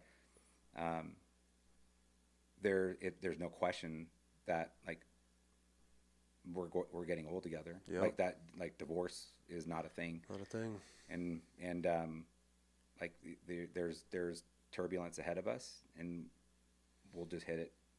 It's sad to see especially when people split over money. Fine, like that. I mean, there was a point where we were counting pennies to keep lights on, but it was never an option. It never even, because it's just money. Yeah. Get through it, you'll make more. People know how to argue about money. They don't know how to talk about it, though. That was, I think having the organization was one of those big learning points for us, because we used to fight back in the day over it. Because we didn't know what we were doing. Mm-hmm. And then once we realized, like, it's not even ours. Mm-hmm. We're just trying to help these guys. And then we went from arguing over money to talking about money, that everything after that I feel was just like, all right, well, we screwed this up. Like, okay, how do we bounce back? Or, okay, like, those are going to be tight during these times. We're going all in on this. And so instead of it being a fight, we're just like, all right, well, how do we fix it? And then you get through it so much quicker, too. Instead of it dragging out and the animosity and stressing on it. Okay, what's the solution? Yeah. Well, this isn't like, we're going to bitch and complain over this. Because how do we figure it out? I think that's a big thing, is instead of learning how to not fight, but communicate over money. Yeah. Dude. It could be stressful, but I mean, at the end of the day, you can make more. You can make more. I mean, making more is typically the answer, right? Like if easier route. Yeah, I mean, well, sometimes making money is like, I think for you and I, we've figured out how to make money, and so now it is much easier now. I don't want to say easy, but it's, I mean, going through I feel if I had to go and I'd get a job anywhere before it would just be a nightmare to get a divorce, to go through that process, rather than, okay, we got to make an extra $1,500 this month. Cool. Like, what do we got to do? Yeah. Yeah. I mean, that's, I think when you operate as a team, like that's, those kinds of questions get answered a whole lot easier, right? Like, okay, hey, what are we looking like now? We're fortunate. We had our time in the arena where it was like, how are we going to do this? I mean, there was a time where I came home and my wife was crying herself to sleep because she did not know how to, like the dollars were not there in the account versus the stack of bills on the sink, right? So we've lived it, but at the same time, we're also evidence about you can absolutely come out on the other side of it. And dude, like, it's amazing what happens when you just take certain things out of the equation. Like you take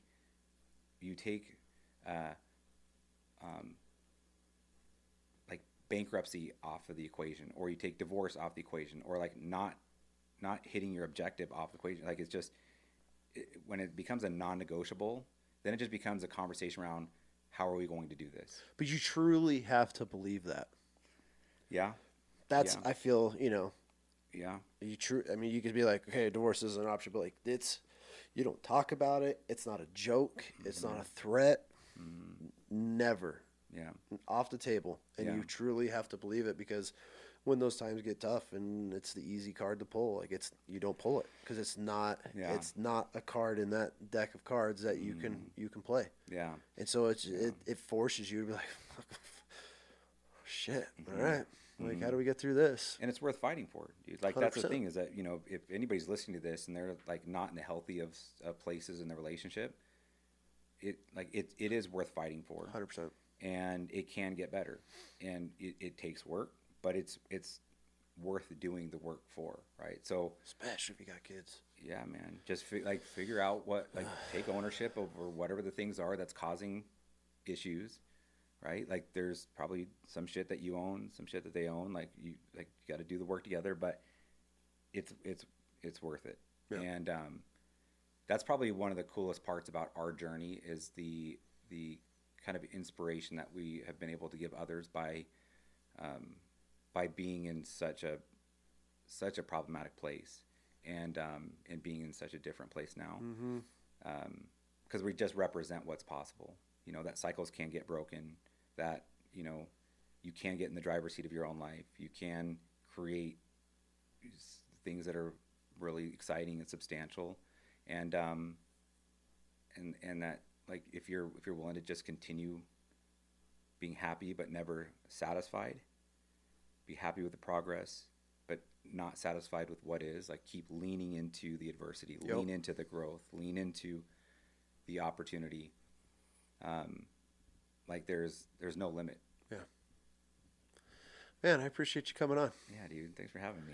We didn't even talk any law enforcement, U.S. Marshals, undercover. I guess I get to have you back on. We're going to talk all that. But, yeah, dude, this was awesome. I'm glad we finally got to sit down, and not on the golf course or at some networking event. We finally got to shoot the shit a little bit. I'm excited for the future, man. We got a lot of big things coming. Yeah. I hope you're ready. Yeah, man. I was born ready. You're waiting on me wasting time. I was born ready. Yeah. It's gonna be great, man. Thank you for having me. Yeah, always, man. I really appreciate it. And again, thank you. And I'm looking forward to the next one, and look forward to the future working together. Thanks, Christy, for being a badass producer over there. Thank you for coming on. Yeah. Yep. Who would have thought, huh? Thanks, dude. Appreciate you. Yes, team. Cool. Dude, that's a wrap.